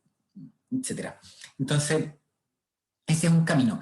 También podrían tomar otro camino, que les abro la oportunidad de todas maneras, que podrían escoger también una situación donde un elemento de biodiversidad sea importante, ¿cierto? Y que ese elemento de biodiversidad, no lo dije explícitamente, pero les abro la oportunidad de que ese elemento de biodiversidad sea problemático, ¿ya? Pero necesitamos ese problema, ¿cierto? De que impacte a la gente de forma positiva o agreguemos la opción de forma negativa. Hablamos de los carnívoros, por ejemplo, los lobos marinos con la pesca artesanal, ¿cierto? A lo mejor el lobo marino puede ser un objeto de conservación o el puma puede ser un objeto de conservación y resulta que nuestro objeto de conservación afecta a la subsistencia local. Así que cualquiera de los dos casos, bienvenido, y ahí escojan de verdad lo que les sea cómodo y posteriormente, ¿cierto? Identifiquen las principales amenazas, ¿cierto? Y escojan la amenaza que sea de mayor interés para el grupo. Nuevamente, en la mirada de la amenaza, piensen en el componente humano, ¿cierto? Porque, como les abrí esta puerta, si es que nosotros hablamos del loco, evidentemente una amenaza que afecte a las poblaciones locos va a afectar a la gente, ¿ya? Pero si es que estamos hablando de un caso de una especie que es problemática, ¿cierto? Necesitamos, si toman ese camino, necesitamos que la amenaza sea parte de un conflicto, ¿ya? Entonces, me interesa que hoy se focalicen principalmente en esta parte, ¿ya? En escoger un problema, o sea, en consolidar el grupo, escoger localidad, escoger elementos de biodiversidad y esencialmente el problema en que van a trabajar. Posteriormente, quienes lo tengan claro pueden seguir con empezar a trabajar en los modelos conceptuales, que esto ya lo conocen, pero recuerden que es situar el objeto de conservación a la derecha, ¿cierto? Después se incluyen las amenazas, y para cada amenaza tienen que desarrollar los factores contribuyentes. Eso va a ser importante porque esta vez me interesa que se desarrollen bien los modelos conceptuales y porque además nosotros vamos a agregar, vamos a modificar los modelos conceptuales posteriormente agregando los elementos de bienestar humano, ¿ya? Entonces, esto ya lo conversamos en otra instancia, pero si hay alguien que no estuvo en áreas protegidas, el modelo conceptual se elabora tratando de comprender aquellos factores que explican la amenaza, ¿cierto? Entonces, por ejemplo, la palma chilena, por ejemplo, otro caso, la palma chilena provee importante servicio ecosistémico y la sobreextracción de coquitos o de otros afecta a la gente. La extracción de coquitos se produce porque hay un mercado, ¿cierto? Pero la existencia del mercado no es condición, es una condición, pero no explica totalmente la extracción de coquitos, se genera una oportunidad económica, etc. Y finalmente terminamos con un modelo conceptual más elaborado, ¿cierto? Así que eso, por hoy mándenme por el chat los grupos y los voy a separar en la sala bajo esta lógica, ¿ya? Trabajando en esta parte que está acá.